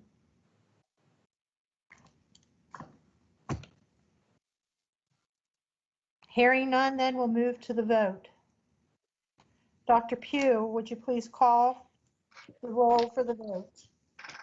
Mr. Bickford, Aye. Mrs. Fisher, Because there is already a plan in place to allow for those who have the need to stay at home, I'm going to say nay. Mr. Gesford, Nay. Mrs. Murray. Aye. Mr. Ridenour, Aye. Mr. Stauffer, I'll tell you, this is quite a dilemma because, and everything, I want to see flexibility, but I hate to get into the superintendent's work. I just hope the whole daggone plan works. So I'm gonna abstain because I don't know. I'm not sure. Mrs. Williams, I just want to make sure that I understood what Mr. Stauffer said. He said that he's abstaining, is that correct? Yes. Thank you. My sound's going in and out. Thank you.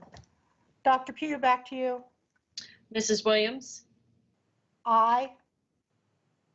Mr. Bakum,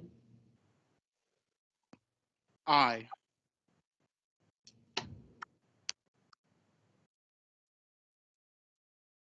Okay, I'm counting here. I have 1 abstention, 2 nays,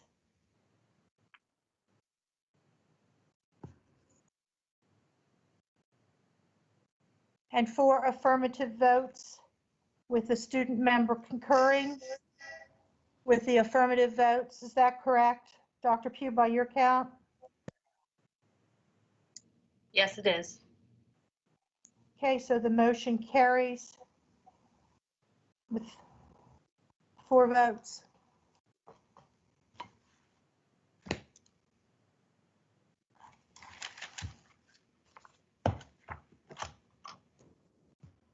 This time we'll move on to new business. Consideration of the consent agenda. Mr. Bechtel, are you still with us?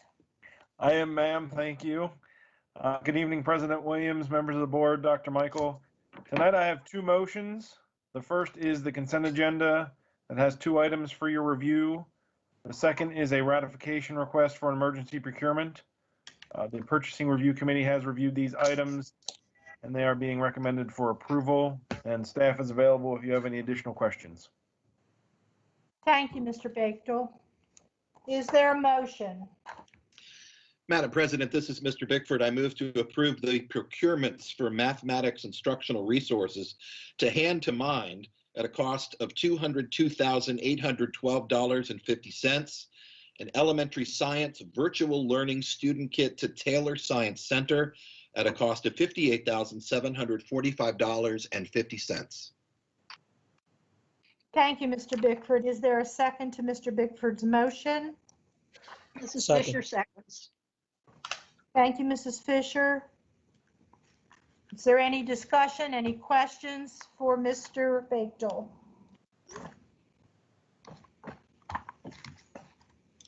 Okay, hearing none, we'll move to the vote. Dr. Pugh, would you please call the roll? Mr. Bickford, Aye. Mrs. Fisher, Aye. Mr. Gesford, Aye. Mrs. Murray, Aye. Mr. Ridenhour, Aye. Mr. Stauffer, Aye. Mrs. Williams, Aye. Mr. Baccum. Aye. Thank you, Dr. Pugh. So we have a unanimous vote with the student member concurring, so tonight's consent agenda has been approved.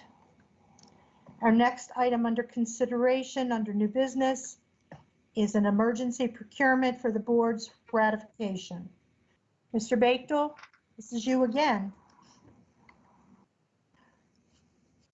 Yes, so tonight I have the ratification for the emergency procurement, and staff is available if you have any additional questions. Thank you, Mr. Bechtel. Is there a motion, please? Madam President, this is Mr. Bickford. I move to ratify the emergency procurement of 200 telecommunications and internet services mobile hotspots to AT&T at a cost of $71,598. Thank you, Mr. Bickford. Is there a second? Mrs. Murray, second. Thank you, Mrs. Murray. Any questions, any discussion? This is Mr. Bickford. I have a question. And I Yes, would just go ahead. like, actually just more of an opportunity to explain how, why we're making this purchase, why it had to be an emergency procurement, and how it will help in our virtual learning plans. One of our big parts to our learning plan is access to the internet, quite obviously. These pucks, as their kind of slang terminology for them, hotspots, we're hoping will help some students that are in a situation where Antietam Cable or Comcast or even the potential of dish satellite capabilities are not available. Obviously, you'd have to have cell service to make this work. And we're going to try to provide these in some remote areas for some of our students. It's difficult to determine how many of these to purchase because there is a certain amount of cost in them, and we don't want them sitting idly on the shelf, and we don't have the resources to just arbitrarily just purchase a large number. But we feel like this many will go to good use for sure.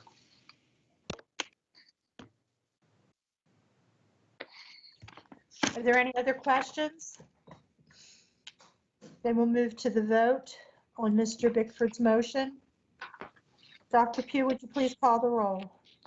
Yes, Mr. Bickford, Aye. Mrs. Fisher, Aye. Mr. Gesford, Aye. Mrs. Murray, Aye. Mr. Ridenhour, Aye. Mr. Stauffer, Aye. Mrs. Williams, Aye. Mr. Baccum. Aye. Okay, we have a unanimous vote of approval with the student member concurring. Okay, we'll move then to the superintendent's report. Dr. Michael. Thank you, Mrs. Williams. A couple things tonight. We want to do a brief update of student achievement on our advanced placement and IB programs. I'm going to ask Dr. Willow and Maureen Margovich, our supervisor of testing accountability, to share a brief PowerPoint with the board members and the public. Dr. Willow?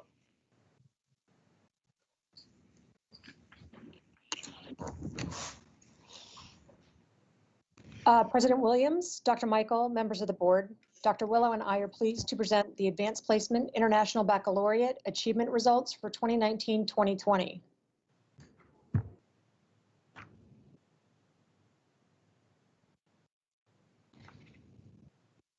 This graphic shows the participation and performance trends for the past 5 years. In 2020, 1,314 students participated in the administration, shown in the blue bar. In red, a total of 2,213 AP exams were taken in Washington County Public Schools. This was an all-time high record number of exams. The exams are scored from 1 to 5, with a 3 or above considered a passing score. 1,284 exams achieved a passing score, translating to 58% of the exams. Both the number and the percentage of passing scores were all-time highs. Finally, there were a total of 2,801 enrollments in AP classes in all high schools. This enrollment was also an all-time high.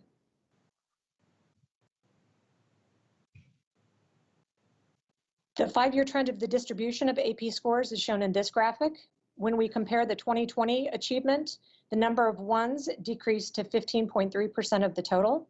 Similarly, the number of twos decreased to 26.7%. The number of fives increased to 11.3%, and the number of fours also increased to 18.9%. Good evening, President Williams, Dr. Michael, and members of the Board of Education.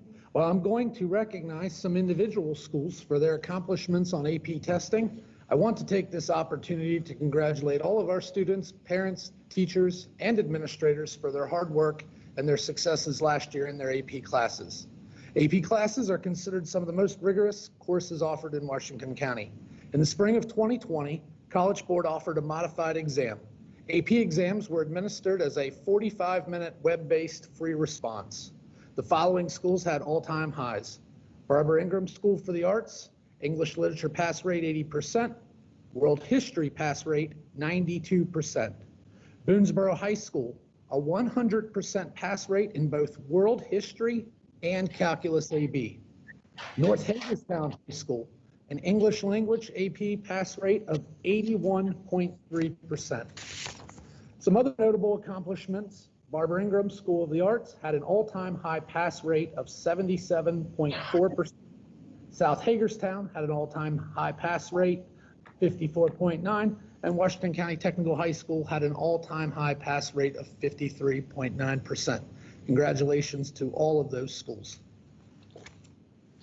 So this graphic for IB is similar to the AP graphic. So the purple bar shows a total of 692 enrollments in IB classes, an all-time high.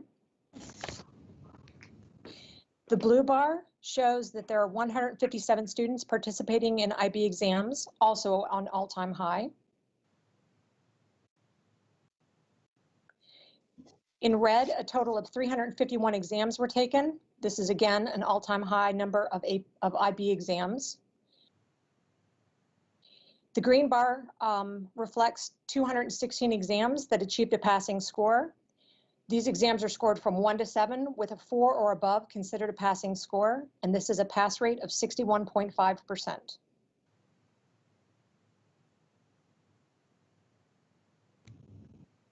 Out of the 351 exams, 1.1% were at a score of 1, 13.1 were scored at 2, 24.0% were scored at 3. The passing scores were 30.6% at a 4, 21.7% at a 5, 8.6 scored a 6, and 0.9% scored a 7. There tends to be an overlap in the number of students participating in AP and IB. Out of the 1,387 total participants, 1,230 took AP exams only, shown in green. 73 students participated in IB alone, in yellow. And finally, in blue, 84 students participated in both AP and IB testing. The IB program awards diplomas based on the results of an external and internal assessment. Examinations form the basis of the assessment for most courses. This is because of their high levels of objectivity and reliability. These assessments can include essays, structured problems, short response questions, text response questions, and case study questions. During the spring of 2020, only the internal assessments were used. North Hagerstown High School increased from a 57% diploma success rate to a 73%. The career program is designed for students who wish to engage on career-related learning while gaining transferable and lifelong skills in applied knowledge, critical thinking, communication, and cross-cultural engagement. Students in the IB career program had a success rate of 93%. That's up from 56% in 2019. The Middle Years program is a 5-year program which is implemented in partnership between Northern Middle and North Hagerstown High School. Students who complete the Middle Year program are well prepared to undertake the IB diploma program or career-related program. This past spring was the first year that our students completed the personal project, and 81% of our students scored a 4 or higher. I want to personally congratulate our students, parents, teachers, and administrators at Northern Middle and North Hagerstown High School for their successes. As this partnership continues to grow, we think our students will achieve at even higher levels in the future. For this year, College Board, IP, and WCPS will all continue to provide professional development and collaboration opportunities for our staff. AP Classroom and AP Daily are continuing to be updated to provide staff and students with instructional resources. We will continue to offer small group and individual tutoring as necessary.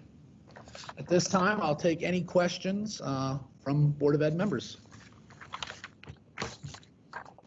Thank you very much, Dr. Willow. Colleagues, do you have questions for Dr. Willow?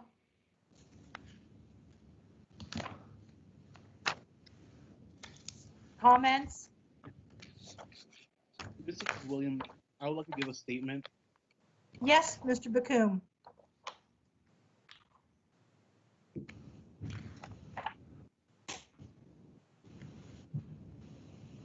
Mr. Bakum, Hello, are you can you hear there? me? Can you still hear me? I can hear you now, yes. Okay, I would just like to express how proud I am of the students, especially during this difficult situation we went through in the spring. And I just want to express how proud and how content and how amazed I am at how good our students are and how they can overcome tremendous barriers and tremendous challenges. That's it. Thank you for those comments. Very well said. And I agree. You said it so very well. Any of my other colleagues have anything they'd like to ask or comment upon? This is Mr. Bickford. I would just say that, what Mr. Bokum said, how fantastic it is to see such positive news. It's been a difficult meeting, so it's a nice update. Thank you, Mr. Bickford. Anyone else?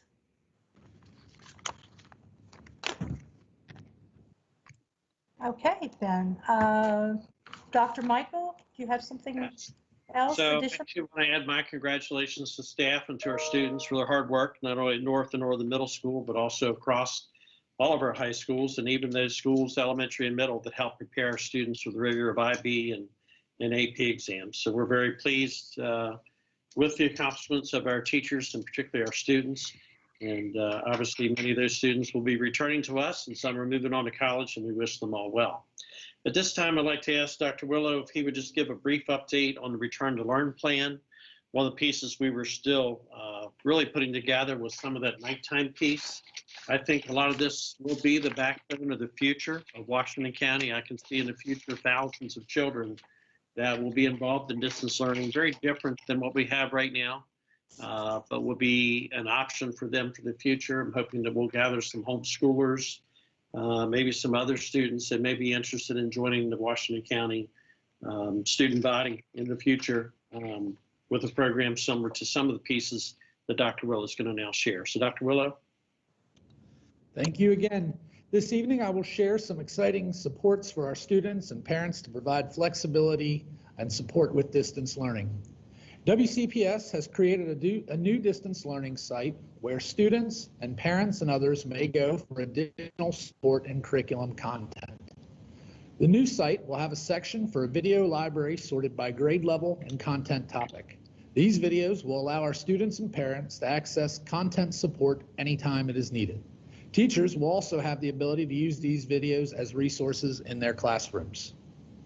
We understand that many of our parents may need additional supports in the evening that go beyond watching a video and may want to talk to someone in a live setting. Each school, or for smaller schools, a cluster of schools, will operate a distance learning help desk from 4 to 8 p.m. Teachers will be available to assist with a variety of challenges. These help desk teachers would be provided with professional development in order to ensure that they are knowledgeable of technology tools and the curriculum resources, and would also be provided with a list of frequently asked questions to best support common questions. Being able to refer to the virtual library of videos described earlier would be a helpful resource to support students outside of the teacher's content area.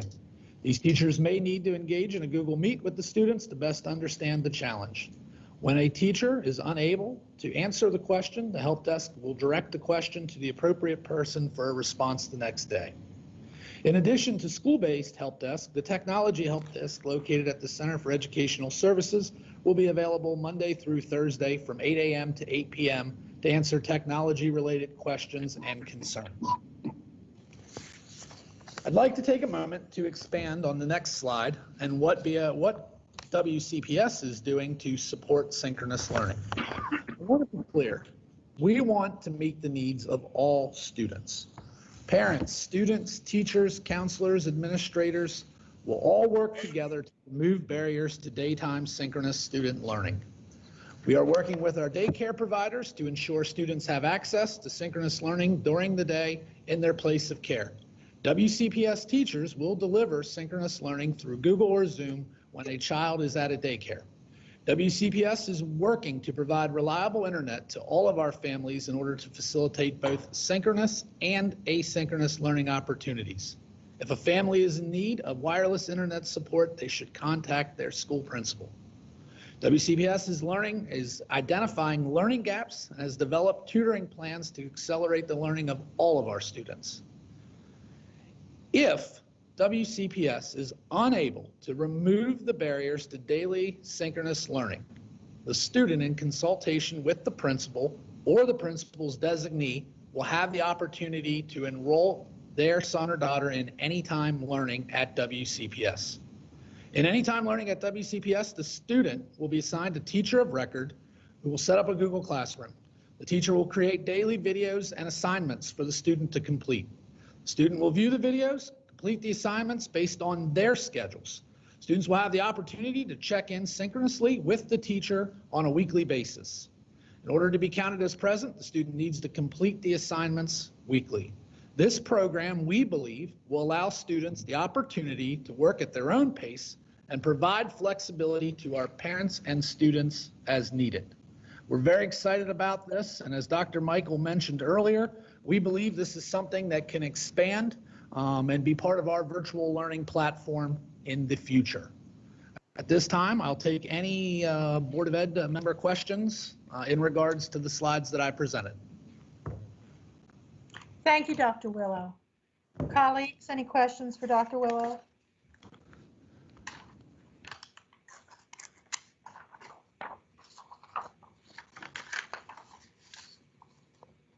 Okay, Mrs. Williams, if there's no questions, we'll move on to the rest of my report, if that's okay. Absolutely. All right, we were pleased this week, yesterday and today, and again on Wednesday and Thursday, we've greeted back 126, or not back, but greeted 126 new teachers to Washington County Public Schools. Had the opportunity to, from a distance, say hello at least to all 126 of the teachers. They were split between North High and Williamsport High School in our new teacher academy. Thanks to Joni Burkhart, our whole instructional supervisor team, all of our supervisors and directors across the county for working with our new teachers and preparing them for their virtual classroom and hopefully one day their classroom. They will spend time tomorrow and Thursday in their regular classrooms and obviously have access to the resources and materials they need and will be preparing for the new year. Many of the teachers do have previous experience, and 68 of the 126 of our new teachers actually have their master's degree at this point. So more than 50% of these teachers have their master's degrees, which is very encouraging. Teachers obviously will be back on next Monday, August 24th. First day for students is Monday the 31st, and we want to remind students that they need to be preparing for that and getting ready. There should have been information this morning that's been delivered to your house. The key person to talk to if you have any questions, parents or students, is contact your principal. We're trying to funnel all our information through the principal so that they can be that conduit there in their local area to respond to questions. I do want to take this opportunity to thank the hundreds of teachers and people that have helped contribute to our Ready to Learn plan. It's been a collaborative effort as we've determined what are those most important pieces that need to be taught in each grade level. Even though we have an abbreviated amount of time, we want to focus on critical pieces, how that schedule should work, and we're obviously going to continue to evaluate that as we move forward with the distance learning model. But I do want to thank the hundreds of people that have contributed up to this point. Also want to mention that the Return to Learn plan has been posted on our website since August 14th, which was a requirement of the state. It's readily available there. Again, your local principal can help you access that if you need additional information. And again, we will continue to adapt to the virus and to the changes that occur. And whatever obstacles come our way, we're going to work extremely hard to overcome those and make sure that our students are successful in every way possible. I have great faith in our staff, and I'm confident they will meet the challenge.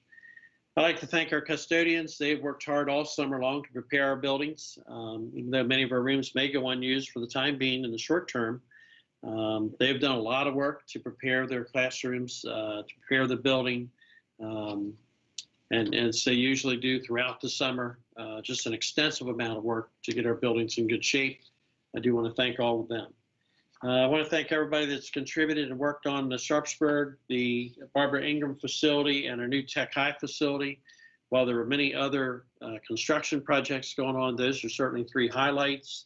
And I've had the opportunity to visit all three of those facilities as they are nearing completion. Custodial team and some volunteers or custodians and others helped over the weekend to get Sharpsburg ready for our new teachers to be there again tomorrow and Thursdays at Sharpsburg, as well as Barbara Ingram. And again, I just want to thank all those people that have worked so hard to make that successful. And Mrs. Williams, I think that's all I have for this evening. Thank you. Thank you, Dr. Michael. This time we'll move to committee reports. If there are any committee chairs that have anything to report or to announce. Mrs. Williams, this is Mrs. Fisher. I do. Go ahead, Mrs. Fisher. Policy Committee is scheduled to meet on August the 25th from 10:15 to 11:15. We will be considering adding language to Policy AC, non-discrimination, Policy GBAV, which is sexual harassment, school system employees, Policy DIG, capitalization program / limits. The first two, the first one is because of a Title IX update. The third one is being recommended by finance staff, and this meeting will be virtual through Microsoft Teams. Thank you, Mrs. Fisher. Mrs. Murray, did you have something that you wanted to report or announce? No, I'm sorry. I got confused. I thought we were doing personnel action. I'm sorry. I just realized that I had skipped right over that, so I'm just about ready to backtrack a little bit. Was there someone else that had a committee report or committee announcement to make? This is Mr. Bickford, just that the Finance Committee will be meeting next Tuesday virtually at 9 a.m. Thank you, Mrs. Bickford. Mrs. Williams, this is Mr. Guestford. Yes, sir. Go ahead. Facilities will be meeting September the 8th at a Sharpsburg Elementary School for a walkthrough. We'll be doing limited staff for social distancing and certain protocols. Thank you. Thank you. Thank you, Mr. Gessert. Now we'll backtrack and pick up personnel actions with Dr. Pugh. Thank you. As discussed earlier in closed session, there are several staff changes for your review. At this time, I ask for your approval of today's personnel actions. Thank you, Dr. Pugh. Is there a motion? Madam President, I move for approval of personnel actions. Thank you, Mr. Ridenour. Is there a second to Mr. Ridenour's motion, please? Mrs. Fisher seconds. Thank you, Mrs. Fisher. Are there any questions for Dr. Pugh? Okay, we'll move to the vote. Dr. Pugh, would you like to call the roll? Sure. Mr. Bickford? Aye. Mrs. Fisher? Aye. Mr. Gessert? Aye. Mrs. Murray? Aye. Mr. Ridenour? Aye. Mr. Stauffer? Aye. And Mrs. Williams? Aye. Thank you, Thank Dr. Pugh. We have unanimous approval of this evening's personnel actions. Thank you again, Dr. Pugh. Okay, so we've taken care of board member committee reports. We'll move now to miscellaneous business. We have one item there, which is consideration of future agenda items and the future agenda items list. You should have in your packet a list of future agenda items. Upcoming in September, we have the discipline and suspensions report.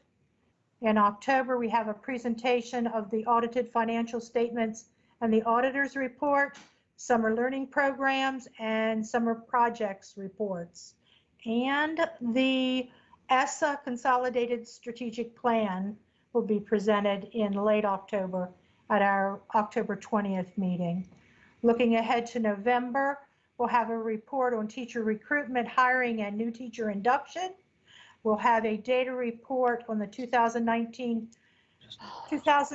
SAT and ACT data. And also in November, we will be having a report on the 2020-2021 student enrollment and free and reduced meals eligibility rates and school safety update.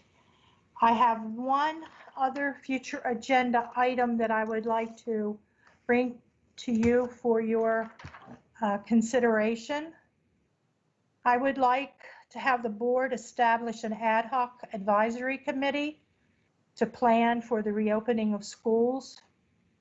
Such an ad hoc committee would be a short-term committee and would end when its specific purpose had been accomplished. I'd like to see this as an agenda item for our September 1st business meeting. At that time, I would ask that the board approve the establishment of this committee and the committee's charge and a slate of members. The charge would be to make recommendations to the full board for its considerations. At this time, I would like to let you know that I've spoken with Vice President Stan Stauffer and asked him if he would chair this ad hoc committee, and Mike Gessert and Peter Bickford to serve as members. It's also my intent to recommend their approval as members of the committee on September 1st. So going forward, with your consent, I'd like to seek the counsel of Superintendent Michael and WCPS Chief Legal Counsel John Martirano to develop the charge for this ad hoc committee and the selection of a staff liaison or liaisons to work with this committee. So do I have your approval, your consent to move ahead? Are you asking that of the board members? I am. Is there anyone who's in opposition to the establishment of putting this on as an agenda item for September 1st and establishing this committee? Could I just make a comment, President Williams? Absolutely. I'm absolutely in favor and would be happy to serve on this committee, as I too would look forward to the day that students can return to buildings safely. And the only thing I would ask is just, we don't need to make it formal, but if we do approve it at the next meeting, that we would have a meeting of that committee very soon afterwards, possibly even that week. Absolutely my thinking, Mr. Bickford. Thank you. And I would like to acknowledge that the board's goal is to get our students back to face-to-face instruction in our schools safely and as soon as possible. So yes, thank you. I Thank you. apologize. I had one more comment. Sure. Just that also, I would hope that the committee would be guided by local health authorities or any local health experts that could give us their guidance on what is appropriate for reopening schools. Absolutely. My expectation would be that the committee reach out to whomever they feel could provide the information that they would need to put together recommendations for the board. So yes, thank you. Thank you. Is there anyone who objects to this ad hoc committee being put on as an agenda item for September 1st? Okay, thank you. We'll move now to board member comments. Mr. Bacone, would you like to begin? I have nothing at this moment. Okay, thank you. Mr. Bickford? We've said a lot this evening. The only thing that I would say is that I didn't get a chance to say earlier is, like my colleagues, I read through the Ready to Learn plan and was very impressed by how thorough it is, especially the health and safety pages. That I think part of our job is to let our staff know the ways that we will keep them safe if they choose to be in buildings, and I think that lays it out very clearly. And so I appreciate that and appreciate the work that was put into that. Thank you. Thank you, Mr. Bickford. Mrs. Fisher? I have no comments tonight. Thank you. Thank you, Mrs. Fisher. Mr. Guessford? I have no comments for this evening. Thank you. Thank you. Mr. Stauffer? I think I've said enough tonight. Thank you, Mr. Stauffer. Mrs. Murray? I would like to echo Mr. Bickford's words. He said everything that I wanted to say, so I won't repeat it. Thank you. Mr. Ridenhour? Nothing, President Williams. Thank you. I have no comments this evening. Dr. Michael, did you have any further comments? No, I have no further comments tonight. Thank you. Thank you, Dr. Michael. So if there's nothing else, colleagues?